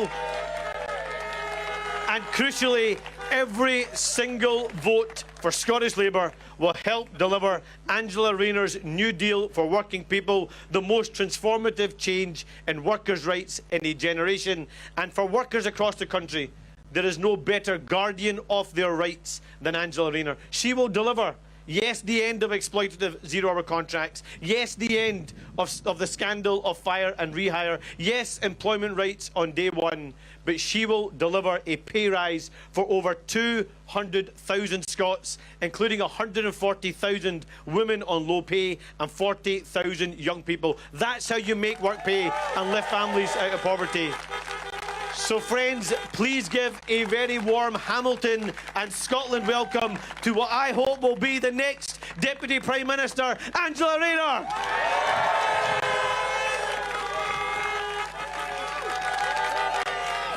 Thank you, Anna. Hey guys, can you feel that wind of change? It's here. It's absolutely amazing to be here in Hamilton, and thank you, Imogen, for that fantastic speech, because I know you're a true great voice for the people of Scotland, and I know you'll be a fantastic MP for here. And Abby, I'm so sorry what you've had to go through. But our New Deal for working people and your voice and your story and your message will make sure that no other woman has to go through what you went through under the next Labour government. And Karen and Simon spoke so passionately as well about what the New Deal for working people is. And I just want to concentrate on that for a minute, because I know Annis and Simon and others have spoke about the importance of it. But for me, it's personal, because when I was a young mum on the council estate, the only job that I was able to get, because I didn't have any qualifications, was in the care sector. And when I went into the care sector, I first of all was in the private sector, and we were on casual contracts in them days, 0-hour contracts. And we used to have to condense our hours down to get even a minimum wage out of all the hours that we did, and we was poorly trained. And under Labour and in the council that I started to work for, we got minimum standards in care. The care workers that I worked alongside got equal pay because of Gordon Brown's government, who I met Gordon Brown when he was Prime Minister. And I met Gordon Brown yesterday, and I was talking to him about some of these issues, and whether it was the working tax credits, whether it was the Sure Start centres, whether it was those minimum standards in care that delivered, not just for the people who we cared for, but delivered for the carers who were caring for those people. The girls I worked alongside, many of them were a lot older than me, they left school without much qualifications as well and was told they'd never amount to anything. Their sons, adult sons, were there at their graduation at the university when they got their degrees as part of the last Labour government. That's why we're going to tackle the issue of low pay. We're going to tackle the issue, especially with our fair pay agreements in social care, so people can have dignity and care in their own homes once again. It is personal to me because I know we can do this. I know the Tories want people to believe we can't do this, but we can. And the New Deal for working people, as I've gone up and down the country, I've met many employers who say to me, Ange, we're already doing this. It's not those employers that we have a problem with. It's the employers like P&O who treat their workers disgracefully.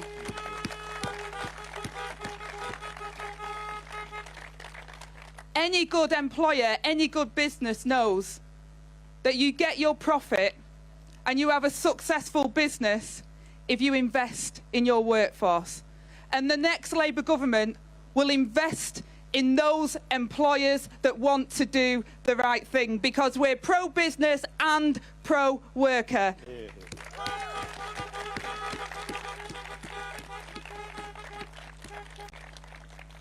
So the New Deal for working people will transform working people's lives. It will lift hundreds of thousands of people out of poverty. It will give people secure work and secure pay, because that's the focus and the foundation for anyone to build a life. You can't get a mortgage and finance. You can't support your family if you don't know where the money's coming from 1 week to the next. That's why the New Deal is so important for many people. It will be a game changer. And as Anna says, the work we're going to do to tax the oil and gas companies to bring Great British Energy will not only secure our energy so we're not at the mercy of dictators like Putin for our energy needs, but it will also bring down energy bills. It will also give thousands of jobs to people up and down the country, with a headquarters here in Scotland, so that our young people are bringing the renewables and the technologies of the future to the UK. And when Labour last left power, in 2010, we had the lowest waiting list on record in the NHS and the highest satisfaction record. Now today, we have the highest waiting list on record for people waiting for operations, and we have the lowest satisfaction. We have many of our NHS workers desperately trying to deliver care under very difficult circumstances. That's why we'll end the non-dom tax status, and we'll make sure we bring down those waiting lists and we support our public services and give people the care that they deserve.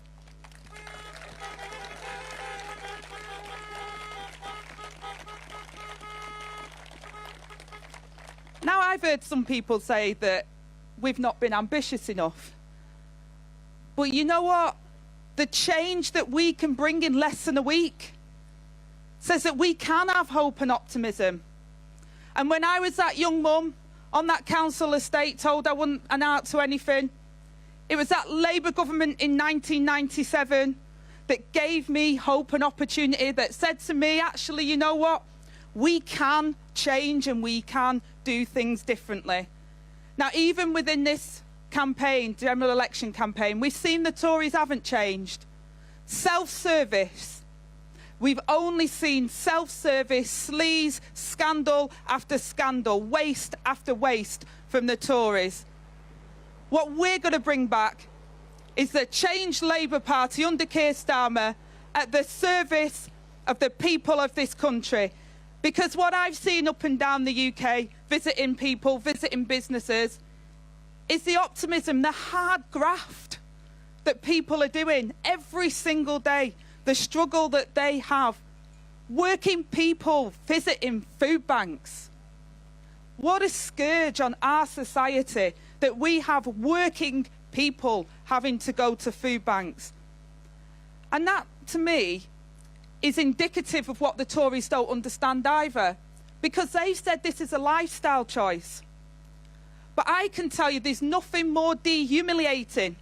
There's nothing more that makes you feel inadequate and a failure if you can't provide for your family even when you're in work. That is not their fault. That is a product of a stagnant economy and the high taxes that the Tories have burdened our UK citizens with. That's why we've got to change that. We can't tax our way out of this situation. We have to have growth. And if we'd have had growth like... That's Angela Rayner, the Deputy Leader of the Labour Party. She's speaking in Hamilton, talking about the New Deal for working people, emphasising her working class background. Talking about bringing jobs to Scotland. I'm slightly puzzled by this. At one moment she said we're going to tax the oil companies and we're going to make ourselves less dependent upon Putin's oil and gas. I didn't quite follow that. And then like she brought in the one contradicts the other. non-tax status after she talked about the NHS. I think she must be conflating the funding from that with that. I mean, I don't know what was going on there, but she, fair enough. She wants to end something that she believes hindered her when she was younger. So she talked about what is it when you don't? I can't remember what she said now. Was that? She's talking about a new deal for working people. So Angela Rayner, accompanied by Anna Sawar, speaking in Hamilton at the moment. 0 hours contracts. That's what she wants to end. This is Britain's Newsroom on GB News. Let's check out the weather with Alex. A brighter outlook with Box Solar, sponsors of weather on GB News. Morning, welcome to your latest weather update from the Met Office here on GB News. A blustery day across the north today with quite a few showers around, although not as wet as yesterday. For much of the south, dry and fine, although quite a bit cooler than it was earlier in the week. Certainly feels pretty cool with the frequent showers packing in across the Highlands and the Northern Isles. A scattering of showers coming and going through the day across northern England, some for Northern Ireland, but it won't be as wet here as yesterday afternoon. And the showers tending to ease off through central and southern Scotland later as well. For much of the south, dry, fine, some cloud, but some decent spells of sunshine. The winds easing here as well, so mostly light winds. Feeling quite pleasant in the sunshine, but feeling quite cool with the showers and the gusty winds across the north, which will continue across certainly the northern half of Scotland well into this evening. Some sunny spells between the showers. The showers becoming fewer and further between across southern Scotland and for Northern Ireland. Many places here will end the day dry and fine, along with much of northern England. Further south, it's a fine end to the day, but again, just that cooler feel compared to evenings earlier in the week. As we go towards the weekends, well, the showers will continue through the night across the far north of Scotland, and out west, eyes on this mass of cloud. That is going to mix things up a little bit for the weekend, turning pretty cloudy across Wales, northwest England, parts of Northern Ireland, with a threat of a little bit of light rain coming in here. Quite a mild night for most, double digits in towns and cities. Into Saturday, and yeah, a bit of a mishmash. A fine day across East Anglia in the southeast, generally dry with sunny spells here. Most of Northern Ireland, southern Scotland also fine. Still some showers across the far northwest. Northern England, Wales, southwest England, a greyer day on Saturday. Much more cloud, and there will be some rain at times, particularly for northwest England and northern and western parts of Wales. Temperature-wise, again, warmish across the southeast, fresher further north. That warm feeling inside from Boxed Boilers, sponsors of weather on GB News.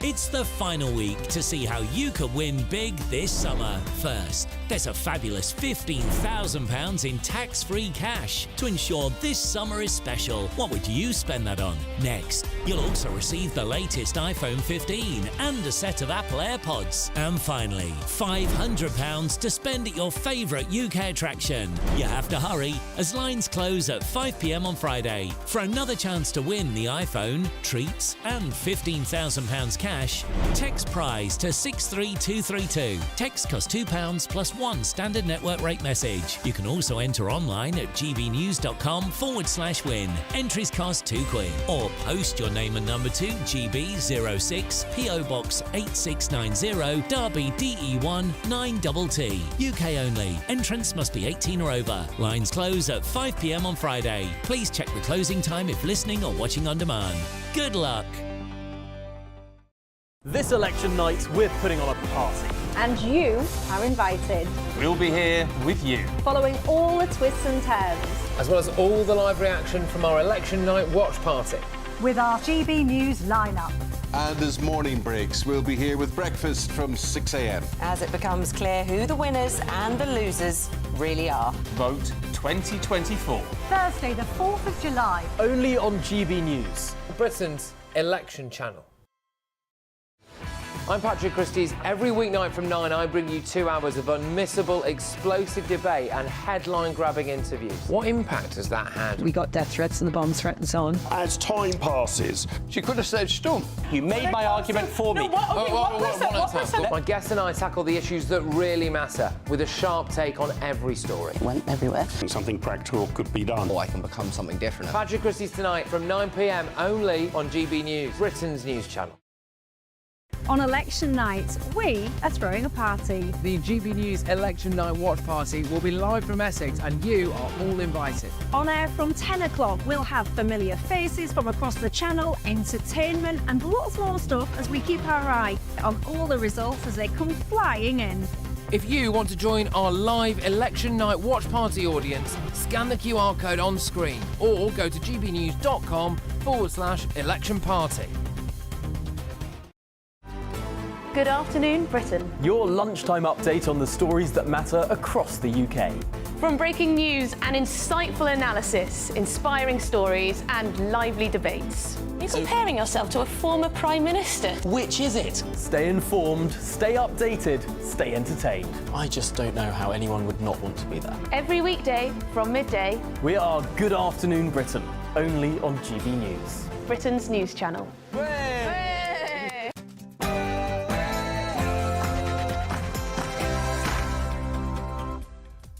Good morning, it's 11 o'clock on Friday the 28th of June. We are live across the United Kingdom. This is Britain's Newsroom with me, Nana Acquia, and Michael Portillo. Breaking overnight, Donald Trump takes on Joe Biden in a no-holds-barred TV debate. Biden stumbled and Trump is accused of lying. Then here in the UK, Liberal Democrats are calling for VAT on children's toothpaste and toothbrushes to be scrapped, as they say that this will lower A&E visits for tooth decay.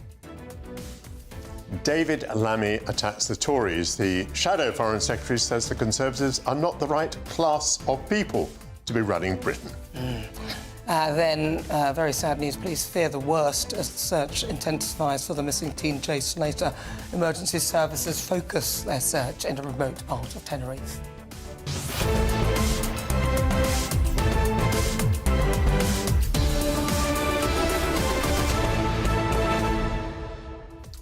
Now, we would love to hear what you think. Send your views and post your comments, please. I was going to ask you about VAT on toothpaste. Do you think it'll help people? I would have thought it was such a small amount that I can't think it makes the difference.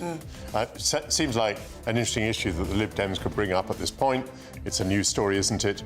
But does that make the difference to whether you have tooth decay or not? I rather doubt that. I think just clean your teeth. But first, here's your latest news with Tatiana Sanchez.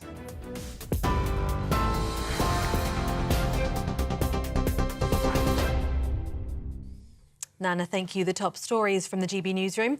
The US president sparred with Donald Trump last night in the first televised debate in the race for the White House. With nearly 2 months to go until he's formally nominated as the Democratic nominee, Joe Biden had hoped to build more support for his re-election. But the president often struggled to counter Donald Trump's aggressive style, allowing the former president to make several false claims without being challenged. Rather than quelling concerns about his age, Joe Biden's stilted and shaky performance has reignited concerns within the Democratic Party over whether he ought to be their nominee. For what I've been able to do with the COVID, with dealing with everything we have to do with, look, if we finally beat Medicare. Thank you, President Biden. Reports suggest some within the Democratic Party are discussing ways in which Joe Biden could be replaced ahead of November's election.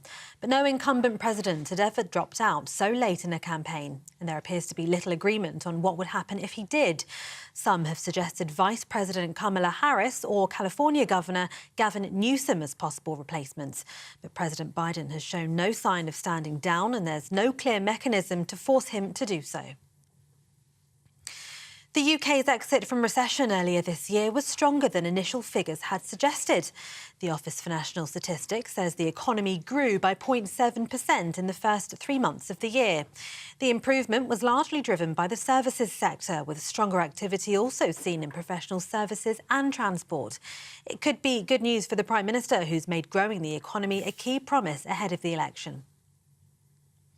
Labour says those with a mortgage are paying around £200 more now than before Liz Truss's mini-budget. The party says it analysed figures from the Office for National Statistics showing that costs of owning a home have ballooned under the Conservatives. Speaking at a campaign event moments ago, Deputy Leader Angela Rayner said Labour's plan would give more support to working people. Well, the New Deal for working people will transform working people's lives. It will lift hundreds of thousands of people out of poverty. It will give people secure work and secure pay, because that's the focus and the foundation for anyone to build a life. You can't get a mortgage and finance. You can't support your family if you don't know where the money's coming from 1 week to the next. That's why the New Deal is so important for many people. It will be a game changer. Well, earlier, Education Secretary Gillian Keegan told GB News that increased mortgage costs are a global problem. Mortgage rates and interest rates have gone up all over the world as a result, largely, of the invasion of Ukraine, which really spiked energy prices, which spiked inflation, and bank rates and interest rates are linked very, very tightly to inflation. They know that, even if you're not an economist, most people know that. They look at those rates and they look at them going together, which is why they know, with it coming down to 2%, that the bank rates will follow. Everybody knows that if you go anywhere else in the world, they've had pretty much a similar spike in inflation and a similar spike in interest rates, and it was a spike that now is under control. The Conservatives will launch a plan for education reform today, with a pledge to expand access to free childcare. The party will highlight a series of previously announced commitments, which also includes a ban on mobile phones in schools and a strategy to cut down on absences with a new register of students who don't show up. The Tories say Labour's plan to make private schools pay VAT will lead to larger class sizes. But Sir Keir Starmer says more teachers are needed in state schools, and claims research by the Institute for Fiscal Studies says classes are unlikely to be affected by the tax. Now, an auction led by items from the collection of Diana, Princess of Wales, has sold for more than £4 million. It was billed as the most extensive collection of Diana's personal belongings since she held her own charity auction in 1997, 2 months before her death. A pair of gowns were the bidder's favourites, both which featured in her New York auction almost 3 decades ago. And topping the sale was a magenta silk and lace evening dress, which was designed by Victor Edelstein, which Diana wore in 1987, and it sold for $720,000, 4.5 times its original lower estimate. And some breaking news to finish this bulletin with. The Princess Royal has now left Southmead Hospital in Bristol, where she was being treated for minor head injuries and concussion, and is now at her Gatcombe Park home. She has now been released from hospital. And those are the latest GB News headlines for now. I'm Tatiana Sanchez. More from me in half an hour. For the very latest GB News direct to your smartphone, sign up to News Alerts by scanning the QR code or go to gbnews.com/alerts. Well, at last, some good news. The Princess Royal has come out of hospital. She had some sort of accident with her horse, but she's been in, 2 or 3 days, I would guess. Yes. And now she is out, which is very good news. Her husband was assuring us the other day that that she was fine, and let's hope that's the proof. Yeah. She's left hospital. Thank goodness for that. Now, we've had quite a few messages from you as well. We've read all our messages, actually, as it goes. But, yeah. Do you mind if I just reflect slightly more on what Angela Rayner was saying? Yes, if you would. I mean, one of the things that puzzles me is the energy policy debate that's going on in Scotland. I had a lot of experience going to Scotland. Oil and gas was so important to the Scottish economy. Thousands of jobs, absolutely leading the world in that technology. We were putting platforms into the North Sea that, at a scale that no one else was achieving. Now, the policy of the Labour Party is not to issue more oil and gas licences, and to tax the oil companies more heavily. What she was saying there was they're going to establish in, I think, Glasgow, a new thing called Great British Energy, which is going to be this agency which is going to control energy policy. So I understand they're going to put some desk jobs into Glasgow. But what about the jobs that they used to be in the yards and out there on the rigs and on the platforms? And of course, people are hoping that there'll be jobs in alternative energy sources. But so far, although we have this vast array of wind turbines, not many of those are being made in Britain. We are importing these wind turbines from China. By the way, importing wind turbines from China is not particularly good for the climate. So I'm not quite sure that all of this makes sense. But anyway. But she also talked about 0 hours contracts, which she wanted to abolish and went back to her own childhood or when she was younger. Yes. And I sort of think that things have moved on. Some people actually really appreciate 0 hour contracts. I think I'm not so sure that's a wise move. I don't know how the employers would see that as a way of going forward. And she wants growth. If you want growth, I don't know whether that's going to do it. Angela Rayner was claiming to be pro-worker and pro-business. Now, we can turn to the Liberal Democrats, because they are calling for VAT on children's toothpaste and toothbrushes to be scrapped, as they say that this will lower A&E visits for tooth decay issues. Joining us now is our political correspondent, Olivia Utley from Cambridge.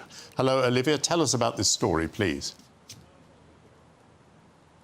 Hello. Dentistry has become a real frontline battleground of this campaign, and it's not really surprising. I mean, the statistics are shocking. 6 in 10 children between the ages of 5 and 10 who end up in A&E are there because of tooth decay, and often other problems are found with dental health when they arrive at A&E. The Labour Party have obviously tried to get on the front foot on this. They're talking about introducing their plan for supervised toothbrushing for primary school age children, which the Conservatives have criticised as unnecessary state intervention.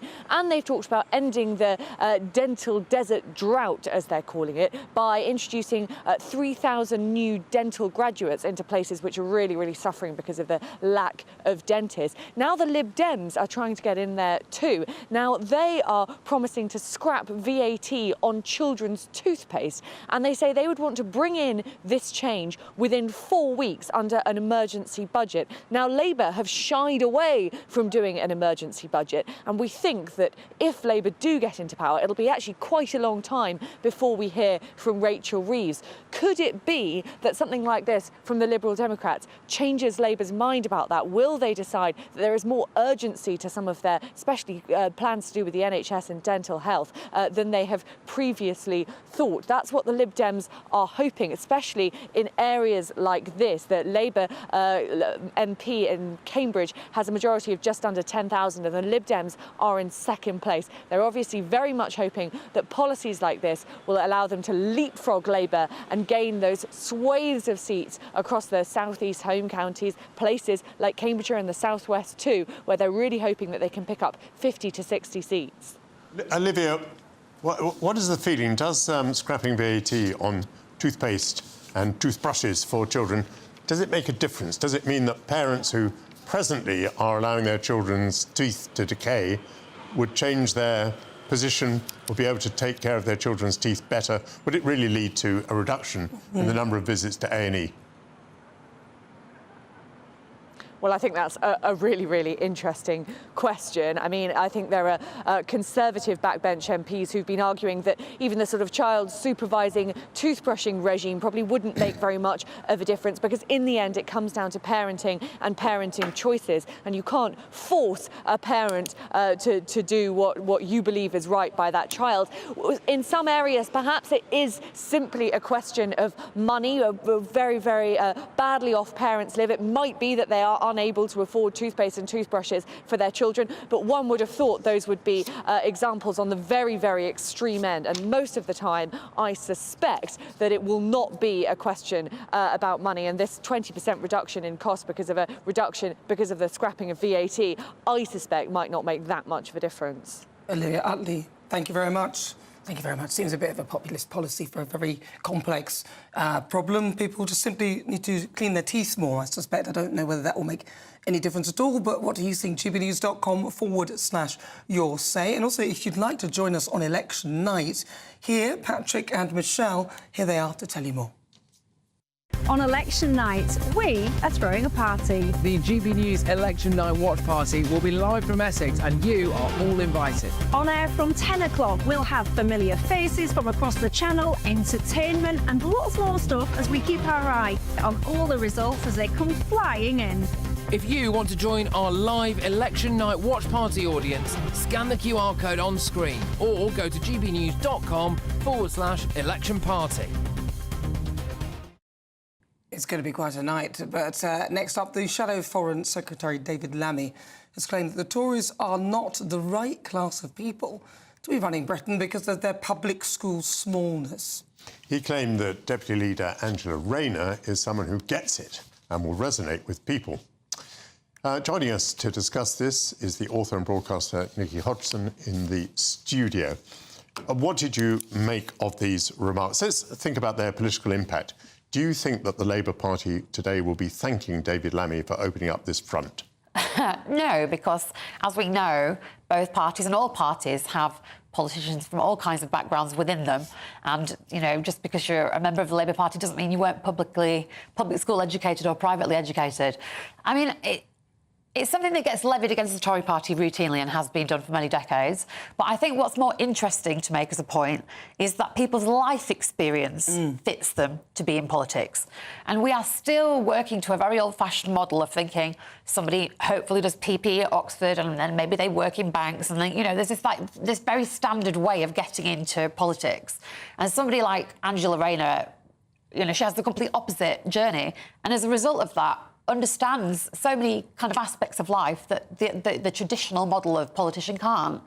And I think what we should be focusing on is not which schools people go to, but it is their life experiences. And obviously people don't necessarily reveal what travails they've had to go through in their lives. You know, I think about, you know, Ed Davey talking about you know, the care work that he's had to do for his mum and for his son. And then, you know, Keir Starmer is very reluctant to talk about his ill mum as a child, for example. And people can be private or not about those things. But I think it's very important that people that have had a very straightforward kind of life probably aren't fit for office in that way. I'm always much more interested in someone that understands maybe addiction issues or extreme poverty or getting into debt or, you know, they're the kinds of people I want to, I don't care which party they're in, I want them to understand people's lives and what they struggle with. Do you think this is a bit of a play on the whole sort of working people, working class, that's who we are? I mean, are you not sick and tired of them, you know, Keir Starmer telling us he's a toolmaker, Angela Rayner telling us that she was in care, Rishi Sunak going on about his background and his family? We just want to hear about their policies. Well, we do, but also I just don't think it's very smart to keep banging the same old drum. I think there's a much more intelligent way to talk about people's fitness for office. And it's about empathy, actually, as well as being really good with economics or any of the rest of it. OK, you do need your own psychopath like Dominic Cummings to kind of, you know, push things through at a certain point. Although he would argue that he's an expert in PR. I don't think well, of course he would. But, you know, what I'm saying is, like, you know, you need a mix of kinds of personalities across the board. But actually, empathy is very rare and it is very, very important for people. And it doesn't matter what background you're from. Somebody, you know, born blue blood to, you know, in the most extreme privilege, who is empathic, can truly understand what it's like to be broke, to be struggling. Can I put it to you that if you boarded an aircraft, you'd want to know that the captain had been trained to fly an aircraft. Why is it thought objectionable that, you know, people go to Eton and Oxford and have been trained to rule, to govern? Why is that objectionable? Well, because obviously we know that just going to Eton doesn't fit you for office. And what I mean by that is... It does train you. I mean, clearly... But lots of schools, lots of aspects of life can train you, is what I'm... You know, somebody who's been in the army could be trained. Someone who's been in prison could be trained because they might be top of their gang in the wing, you know? Why is it that if your background has been that route, it seems that there's some sort of objection, which is what's happening here, in a sense that they're saying, oh, well, we are with the people and so on and so forth. Why should that make you worse when you've actually been trained to do this? Well, because the issue is that's such a minority of the population, and that's what gets people's backs up. It's not that they're not fit to do it, or that they haven't worked to do it, or they haven't got the skill. It's the fact that you keep getting vast swathes of people from these very tiny minority backgrounds who are in power, and that that doesn't sit well with the British But even public. the people in power now, so Keir Starmer, he didn't have that background. Angela Rayner didn't have that background. I mean, did Rishi Sunak... And they're of the Labour Party, and that's the point, isn't it? Well, not so much, but then Rishi Sunak didn't necessarily have that background either. So, you know, a lot of the people from the parties have lots of different backgrounds. I just wonder why the Labour Party... Well, Rishi Sunak went to Winchester and then worked in banking, so I don't think you can really say that about him. But when his family came here, he's obviously with an ethnic minority. Sure. They probably didn't have very much, so they had to fight for position to get where... So what has been brought up with... Sure. Parents who fought very hard, so I don't... But I completely agree with you, Nana. Sorry to interrupt you, but you know, it's like you can't help the background you're born into. But it's also an ethnic minority as well, which also changes your experience. Of course it does. I'm married to, you know, a Bangladeshi Burmese man. But that changes your experience. It does. That should be part of the... If you're going to be looking at people in that way, they should be considered... I would completely agree. I mean, you know, my husband, his family came with absolutely nothing. You know, nearly destitute, and then my husband grew a £5 million business and sold it a couple of years ago. Oh, lucky you! Well done. But he's find me one of those. But he's one of those. He's one of those mad immigrant success stories that doesn't happen very often. There are lots of people that just struggle forever. And like, the whole point about Rishi Sunak is that he did go to Winchester, and then he did go into the kind of jobs that would create wealth for him. Keir Starmer, his parents had a tough time, which he keeps going on about, but then he also did go to a grammar school. He also did get a bursary so he could carry on the grammar school and so on. Which is proof of his personal aptitude and hard work, isn't it? David Lammy, where did David Lammy go to school? Didn't he go to Harvard or something? Part of his education was at Lincoln's Inn and then at Harvard, and that's rather the point I would like to raise. Whatever class you're born into, if you're successful in politics, are you not removed by virtue of your success? I mean, if next Friday Labour win the election, Angela Rayner will be racing around in a chauffeur-driven car. Exactly. She will. But it doesn't stop you remembering the things that affected you growing up, right? I wonder whether it... Well, that's the same for all of them. But it doesn't... Well, it is, but it isn't. I mean, it's like... It is. You know, Rishi Sunak, what affected him growing up? He didn't have Sky TV. Well, yeah, because exactly, which is obviously no hardship whatsoever. But the bottom line is no, but what grew... He grew with a family who had to work really hard. But everybody has to work really hard. Exactly. Well, that's the whole point. You're agreeing with the point. Well, I'm not, though. About working class and a different class of people. No, what I'm saying is that there's a difference between going without Sky TV and feeling that shame and having torn bed sheets, for example, which is something my mum grew up with because she was born on a very poor council estate, and they were ashamed. Her parents were ashamed to let her auntie and uncle come to their house because the bed linen was torn. And one time, I'm just an anecdote to try and... David Lammy has had a very, quite a posh upbringing. Of course he has, but he's making the comment. But he's not necessarily saying that he's not exempting himself. He's just saying that, actually, if you live in these rarefied environments for lots of your life, you probably don't really know what it's like to be struggling to find 50p to put in the electric meter. Well, he's a hypocrite then. Nicky Hodgson. That's all it is, isn't he? He's a hypocrite. Thank you very much indeed. Thank you. So, what's coming up? We're going to celebrate the good news that Princess Anne has left Southmead Hospital in Bristol, where she was being treated for minor head injuries and concussion after an incident with a horse. This is Britain's Newsroom on GB News.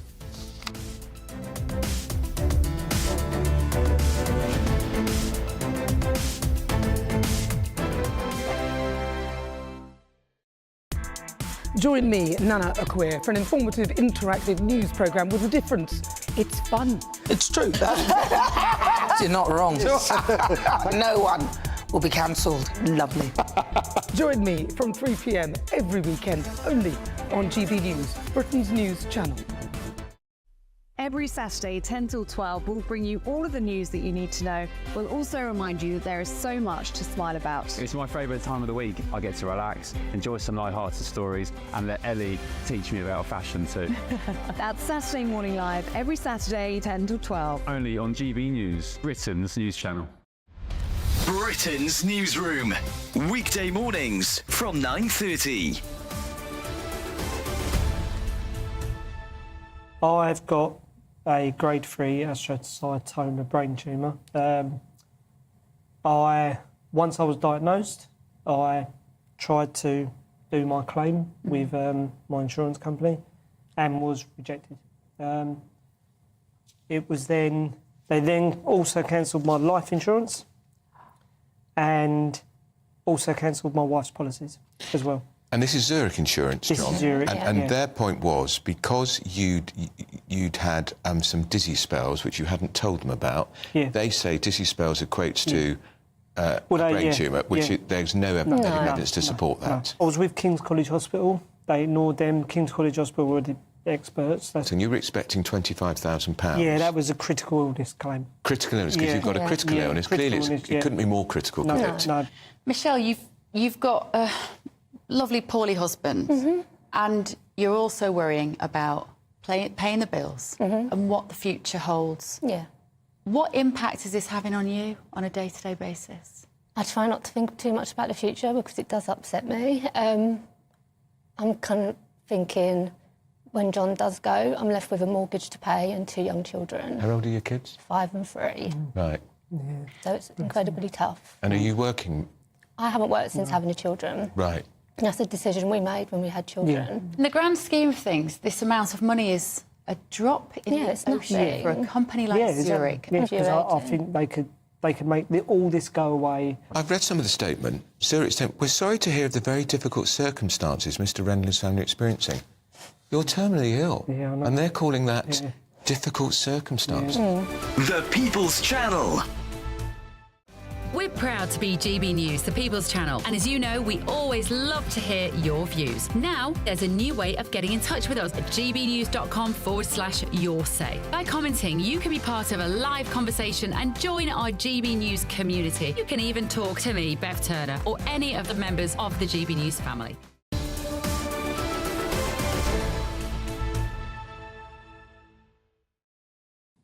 Good morning. If you've just joined us, where on earth have you been? It's just coming up to 25 minutes after 11 o'clock. This is Britain's Newsroom. We are live across the United Kingdom with me, Nana Acquia, and Michael Portillo. We're joined now by broadcaster and journalist Claire Muldoon and also former editor of the Daily Star, Dawn Neeson.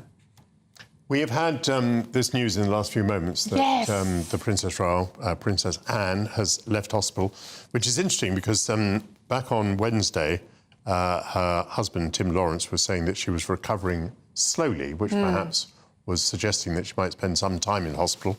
But the very good news today that she is out. Gosh, the royal family has had a rough time with health stories this year. They really This one came out of a clear blue sky, didn't it? Yeah, no, absolutely. It really did, Michael. And it's good news. It's nice to have some good news to talk about. I mean, the Princess Royal, Princess Anne, is 73, remember, because she's so out there, and we all saw her on the Trooping of the Colour, on that horse in the rain with the full regalia, and she's so out there and so fit and energetic and strong still that, you know, but you forget how old she actually is. And it's like, so she's been in hospital for 5 days, though. It's quite a long time after. We're not entirely sure what happened, but an incident with a horse, as they describe it, whether it kicked her or she fell off or what, we're not quite sure. But, I mean, she is now finally out, and as I said, it depends on when she gets back to royal duties. As you say, Michael, they're quite depleted at the moment, aren't they, for covering the role? Poor things, it's been a really rough year. Claire, do you have a reaction to this? Well, only in the sense of it's a good news story, and that's really, I'm really pleased for that. But she is one of the most hard-working royals. And in King Charles's slimmed-down monarchy, her convalescence stroke recuperation from this accident will only have a further impact on the slimmed-down monarchy. Let's hope that she's back very soon and playing a very full part in public life. Right. Now, we thought we ought to give you two a chance to react to the debate last night, Biden and Trump. Dawn, do you have... you sometimes take a sort of counter point of view. Are you going to tell us that Joe Biden had a great night?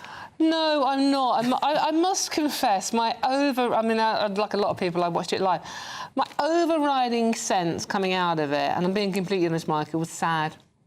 I feel sad that the American political system is in such a state, makes ours look sane, that Joe Biden, at 81 years old, and quite clearly not as well as he could be, is in that situation. So I was watching him. I thought he did better than I expected him to do, to be honest with you. Really, Dawn? What? No, wait, let me finish. No, low expectations. But that's the point I'm making. Yes. I did have low expectations, because you saw some of the footage, certainly when he was at the lead at the G7 the other day, and he really looked away with the fairies. And so I wasn't quite sure how someone, obviously with his difficulties at 81, was going to stand and have a debate for 90 minutes. That's a lot of hard work, even if you are fully fit at 81. So I felt very sorry for him. But I think, as I said, I thought it was a car crash, but I thought he did better than I was expecting, given the expectations I have of them. And let's not forget that Donald Trump is 78 himself. I know, and Donald Trump's articulacy, or lack of it, would not pass muster in a British election, would it? No, it wouldn't at all. However, I mean, the question is who won, who lost, like we have with our leaders' debates and the hustings here. You can define a man or a woman from how they project themselves on screen, talking to the electorate, telling people what they're going to do. They try to get people together, rally them up. There was none of that here. I don't think anyone won in that debate. I'll tell you who lost, though, Nana. There were rules, though, weren't there? So they had to be quiet and this and that, and the mics were off and things. Doesn't matter, Nana. The American people have lost. They really, really have.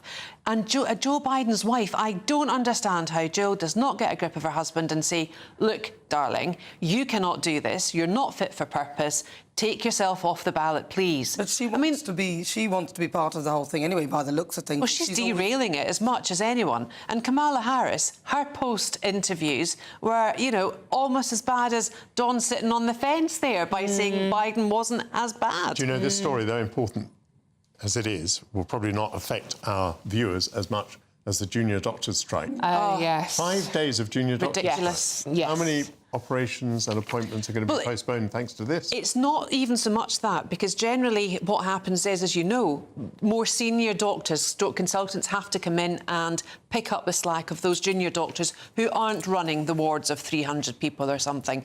This obviously has been in the diary for a long time, before the election was actually called, I would say. But they could have called it off. What is the optic of this here? There is absolutely no value of them striking. I think it's a dereliction of their duty for the fact that they are actually striking at this time. It's par for the course. It's a rite of passage for junior doctors to work on this contract. What is the point of them striking now? They know nothing can happen. Exactly. They know we're electioneering. So, Dawn, why do you think they're doing this?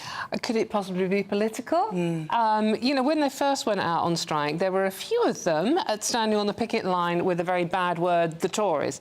Now, they vanished quite straight away, but it did give you a hint as to where the BMA, which has become an increasingly politicised union, I would say. But the strike began at 7 a.m. yesterday. My issue with the timing of the strike as well, this is within days when we had the cyber attack on the NHS, on the blood donation service.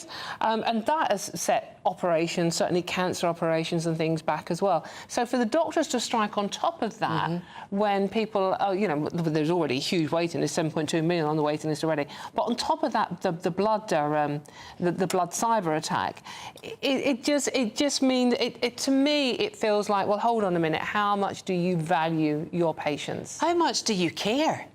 I mean, they're in the caring profession. The BMA they're there to fix people. The BMA love to politicise things, and they love to be... I was going to say they love to talk about patient safety, but patient safety, you know, you may not die on the operating table because some other doctor is going to be there.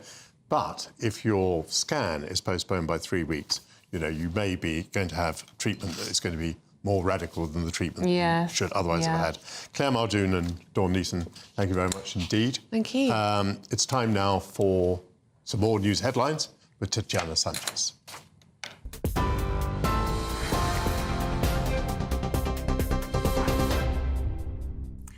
Michael, thank you very much. The top stories this morning. The US president sparred with Donald Trump last night in the first televised debate in the race for the White House. With nearly 2 months to go until he's formally nominated as the Democratic nominee, Joe Biden had hoped to build more support for his re-election.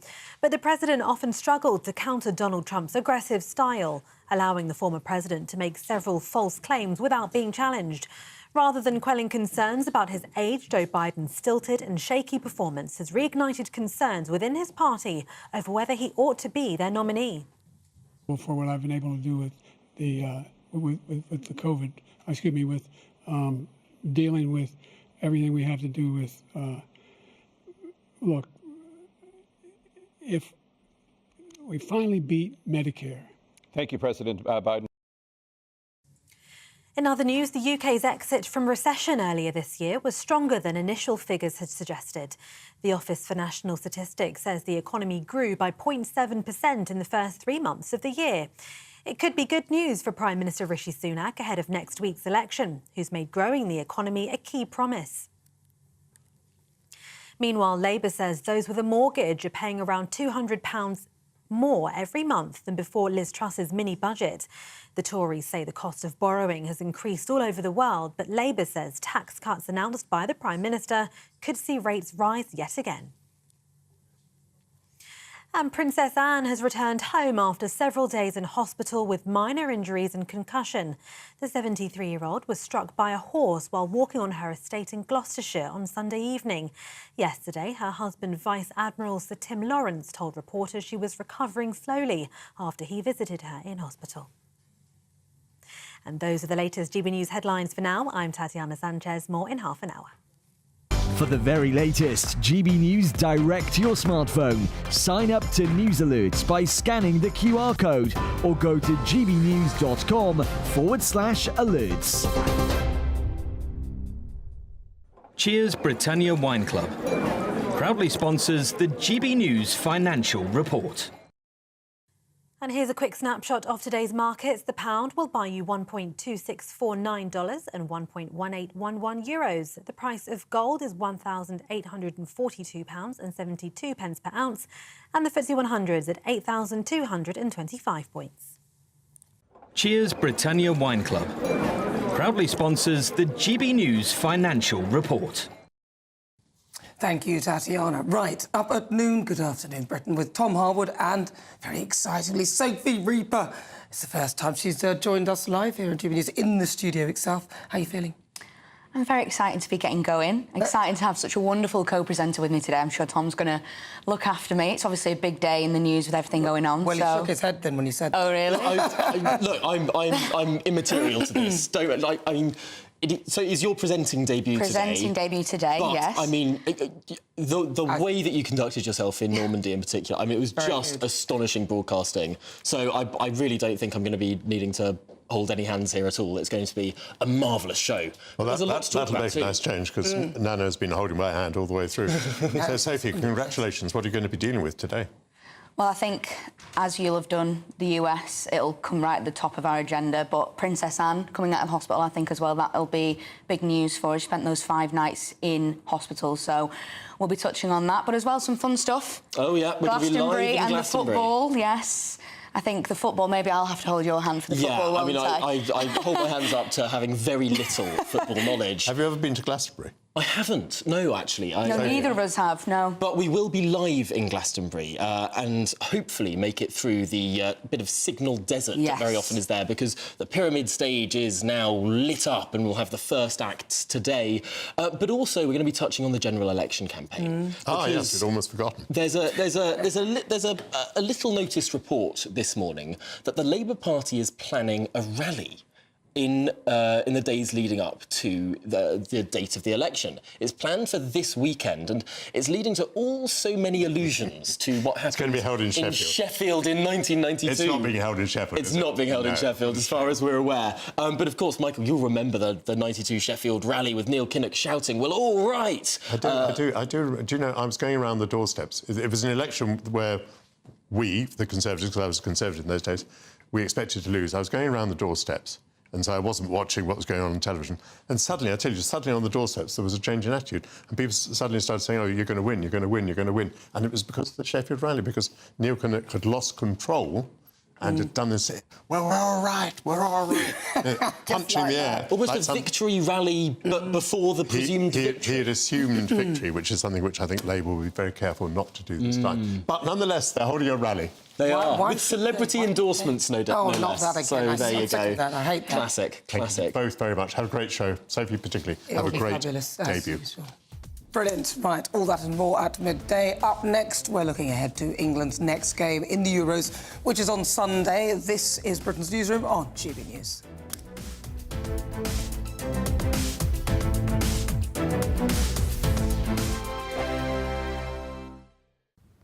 Thanks for joining me for the latest weather update from the Met Office here on GB News A bit of a north-south split with the weather today. Still quite blustery across parts of the north with a mixture of sunshine and showers thanks to this area of low pressure. Largely fine day in the south, but we do have to watch this area of low pressure coming in to mix things up a little for the weekend. But back to today, and plenty of showers packing in across western Scotland. Still very gusty here as well. A few showers will zip through across southern Scotland, northern England, maybe North Wales. Much of the south dry and fine though, with some decent spells of sunshine and a dry day compared to yesterday across Northern Ireland as well. In the sunny spells, we may squeak up to 22, 23, certainly a lot cooler than earlier in the week. Further north, feeling quite a bit cooler than the end of June, with temperatures in the high teens, but that brisk wind, particularly across northern Scotland, that will continue to ease through this evening, but still bring in a fair few showers over Caithness, Sutherland. The showers much more scattered further south, so much of the evening dry for southern Scotland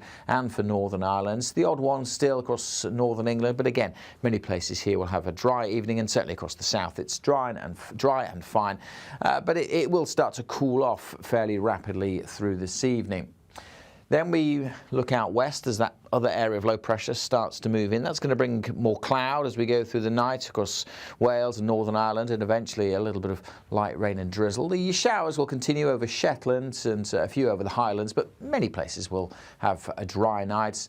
Temperatures dipping down into single figures in a few spots. Quite a different day though tomorrow across Wales, especially on the west coast. Pretty drab rain and drizzle. Same goes for parts of northwest England again, particularly on the coast. Rain and drizzle likely to be on and off through the day here. A bit of patchy rain getting to northeast England. Still a few showers in the far north, but either side of that band of cloud and rain, many places will be dry and bright with some sunshine, and a touch warmer tomorrow in the southeast.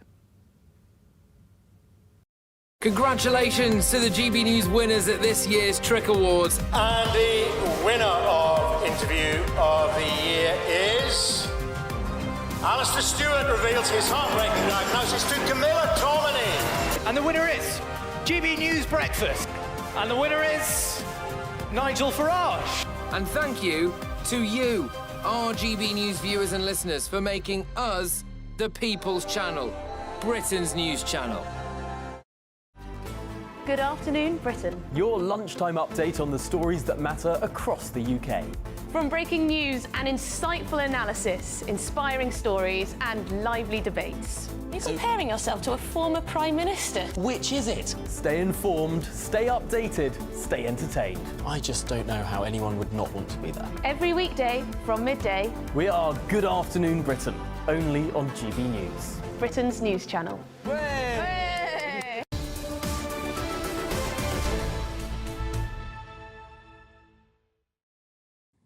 It's pretty much exactly 11:40. This is Britain's Newsroom on GB News with Nana Akioa and Michael Portillo. Right, now we send our congratulations to Phil Foden, whose girlfriend has given birth to a baby boy. Bless him. The England star rushed home for the birth, but we're relieved to reveal he's now back in Germany, ready for the match against Slovakia on Sunday. Could this give the Three Lions the much-needed boost to win the Euros? Joining us now ahead of the knockout match on Sunday, at about 5 o'clock on Sunday, a bit midway in between my show, which is annoying, is the former England footballer Trevor Steven. Trevor, is this lovely to have you here? Thank you very much for joining us. Now, you played for England in the World Cup in 1986. You famously in the game England versus Argentina. Does this have the whole sort of... Do you sense a feeling that England will emerge victorious? Well, I hope so. We've not been great. I mean, that's for sure. We've not found a rhythm to get our best game, our best form from our players. Gareth Southgate's obviously had criticism for that. But we are, and we do have a history of struggling in qualification. And we generally do get a bit better. I'm expecting quite a leap forward, I think, from where we have been to what we're going to get on Sunday afternoon. But I've got to say that I've never seen such diverse permutations from all avenues, whether it's journalists or ex-players or pundits or whatever, and fans alike. We can't settle on 11 players to start this game, and different formations, etc., etc. So that's the worrying thing, is that we seem so all over the show as far as what our team selection might be on Sunday afternoon. I just hope that Gareth has got a clearer understanding of what's going to work and what's not. Could that be partly because some of our most gifted players have been showing a lack of form? There's been criticism of both Jude Bellingham and of Harry Kane as being a bit dilatory, at least since the first match. Yeah, there's no doubt they're not having the impact that we thought that they would have. But when you look at the setup of the team, you've got a question, particularly I think on the left-hand side with Kieran Trippier playing as a right back or playing in left back position. That is really causing us an issue because we've not got a natural flow and progression down the left-hand side. And the basics, we're passing the ball too slow. It's not magic, just move the ball quicker and let's see better movement and better joining up between our players, particularly in that midfield area. It's been so unbalanced, and I think for any team, you need a balance that works for you. We just haven't found it. I'm hoping that we stumble upon it. But people are even questioning whether Jude Bellingham should be in the team, and he's been the iconic leader for us, hasn't he, really? I would suggest that he stays, but manoeuvre his position, bring him back with Declan Rice. And Phil Foden, I would play, because I'm sure he's on an emotional high, just having had his third child with his partner. I've got no issues with that. And Phil's played the game so far, and I think he's going to have a good game should he play on Sunday. But I'm not picking the team. That's the thing. And Harry Kane as well. He's had, as you said, Michael, over the years he's just delivered, and he's delivered and delivered. Unfortunately, we as a team are just playing too slow. And he's struggling to get involved in the game. But when the moment comes, I'm sure he will rise to the occasion. Well, when the moment comes, it's like we're sort of waiting to get through the hard bit, then we'll suddenly show form. But unfortunately, that friendly against Iceland was the beginning of it all, and we haven't really looked good. What's your prediction for the scores then on Sunday? Well, I think England will win because we are going to have to change. I had this outrageous sort of idea before the tournament started, realising that Luke Shaw, our left back, who walks into the team normally, very unlikely to play. He hasn't played since February. Let's put Saka back at left back. And honestly, no one's even talked about that until now. I just think that would be a good solution. End result, I'm hoping, I can see 2-0. If we get one, we'll get two. So 2-0 will be nice. I'm feeling a 2-1 coming along. Trevor, Stephen, thank you very much. Really good to talk to you. Thank you. Right, well, still to come, we'll bring you an update in the Tenerife police's search for the missing Lancashire teenager Jay Slater. Stay tuned. This is Britain's Newsroom on GB News.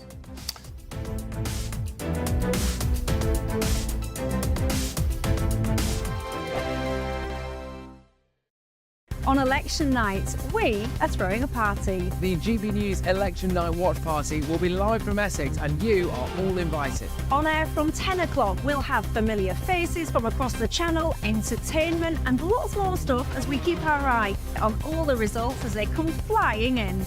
If you want to join our live Election Night Watch Party audience, scan the QR code on screen or go to gbnews.com/election party. GB News Breakfast, every day from 6 a.m. Giovanni is axed following growing allegations of threatening and abusive behaviour. We won't see his little toes dancing around the dance floor again, which is a shame. Was it the BBC saying, we've had some bad publicity about this star, do we need to maybe let him go? Or was it Giovanni himself saying that, he's had to, with all the bad publicity, what's the allegations against him, he's walked away? We don't exactly know. But what we do know is that Amanda Abingdon, who he was coupled with last year on the last series of Strictly, left claiming that she had nasty behaviour from him in rehearsals when they were training for their routines. And she's also been diagnosed with PTSD, which she is blaming or claiming happened because of the training that she was put under Giovanni. It's very sad because I've met Giovanni on quite a few occasions, and he comes across as a very nice gentleman, actually, and the fans absolutely love him. And even though the allegations are out there against him, everybody I speak to in terms of the fans are on his side. I mean, from the fans' point of view, they don't see what goes on behind the scenes. All they see is an incredibly gifted dancer who we're seeing footage of now. It might come out later, but there's all sorts of things coming out because after Amanda came out and claimed all this behaviour against him, a male celebrity last week also came out and voiced their opinion. Yeah, a lot of fans will be gutted, but as you say, we don't know the full story yet as what's gone on. And it's incredible pressure that no one's allowed to be, a duffer right from the start now. I mean, it's one thing learning lines if you're an actor, but it's a different kettle of fish altogether if you're learning moves that you've never done before. So you've got... The People's Channel. Are the newspapers getting you down? My wife didn't divorce me that month. Struggling to separate the wheat from the chaff? I know that it's a bit of a circus at the best of times. Well, don't worry. Headliners has got you covered. We'll take the burden of reading the day's news, and if we get depressed, who cares? It's an occupational hazard, frankly. That's Headliners on GB News from 11 p.m. till midnight, and the following morning, 5 till 6 a.m. on GB News, the comedy channel. Nah, just kidding. Britain's news channel.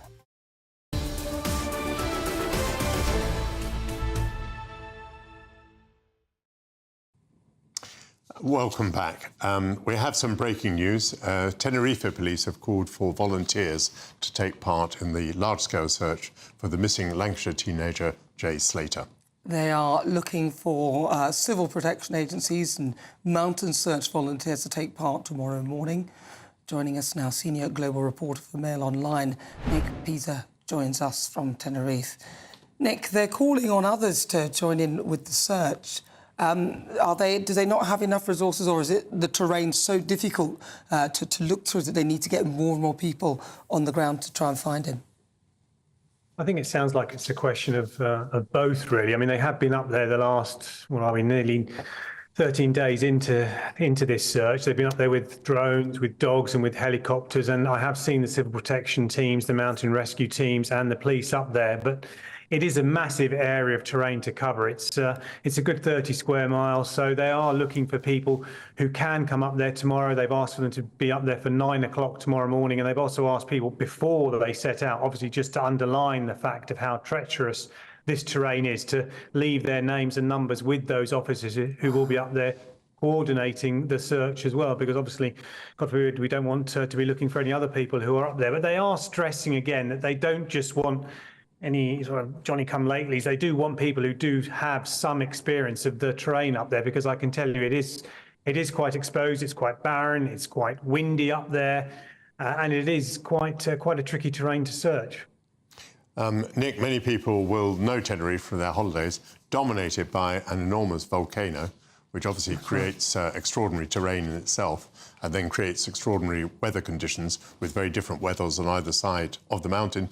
Earlier reports were talking about narrowing down the area of the search. Has the search area been narrowed? And if so, do you know why? Well, let's focus on the first part of that question, actually, because that's a very interesting point that you made there. Because, yes, people obviously think Tenerife, Island, hot sunshine, etc. And, yes, that is the case down at sea level. At sea level, it's a good 30 degrees centigrade, but up where Jay disappeared, it's 3,000 feet above sea level. It's about 1,000 odd meters, and the temperature difference is about 10 degrees. So during the day, it's not too bad up there. It's actually quite pleasant, but at night, the temperature can drop to a degree or so above zero. And the last thing we know that he was wearing is a pair of shorts and a flimsy T-shirt. So I think, if anything, it's the cold that might be an issue up there, and not the heat. But yes, to go back to your other point of your question, yes, they do seem to be concentrating their resources and their search teams on that Masca Gorge, which is just below, and it's a gorge that's just below the village where he was last seen at this Airbnb with these two mystery British guys who the Spanish police have questioned and who they allowed to return back to the UK, which, again, has also raised some eyebrows, but obviously must have to give them the benefit of the doubt. If there's no incriminating evidence, there's no reason why these men should be held in Spain. I was going to ask as well, whilst they were searching for Jay, a couple of days ago they found another person who was lost and disorientated. Do we know anything about that person, whether they may have seen or heard anything or have any idea about Jay? Yes, well, that's the gentleman. I actually spoke to him shortly after that news came out. I managed to find him at his holiday let, and poor guy had actually just come out for a bit of hiking himself. He was on holiday and he was in the next door valley, and he was making his way up and then down, dropping down into the gorge where the police are searching. And now he'd done that, and then at the same time, he'd obviously seen the helicopters whirring around, and then the search teams came towards him.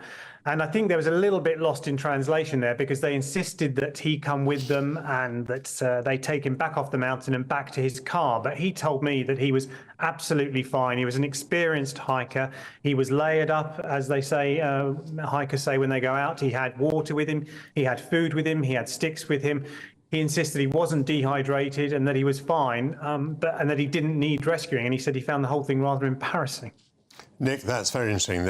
Nick Pisa from Tenerife, just warning us there about the dangers of misinformation in a situation like this.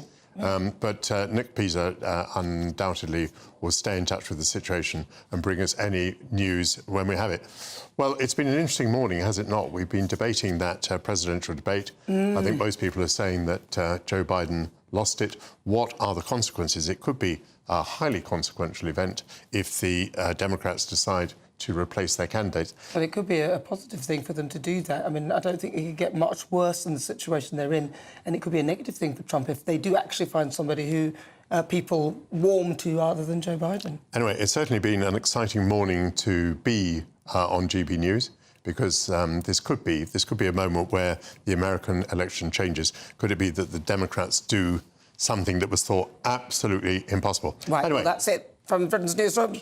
Up next, it's Good Afternoon Britain with Tom and Sophie. We've got an update on the Jay Slater missing case. Police in Tenerife suggesting that they want as many people as possible to come and help search for the missing teenager.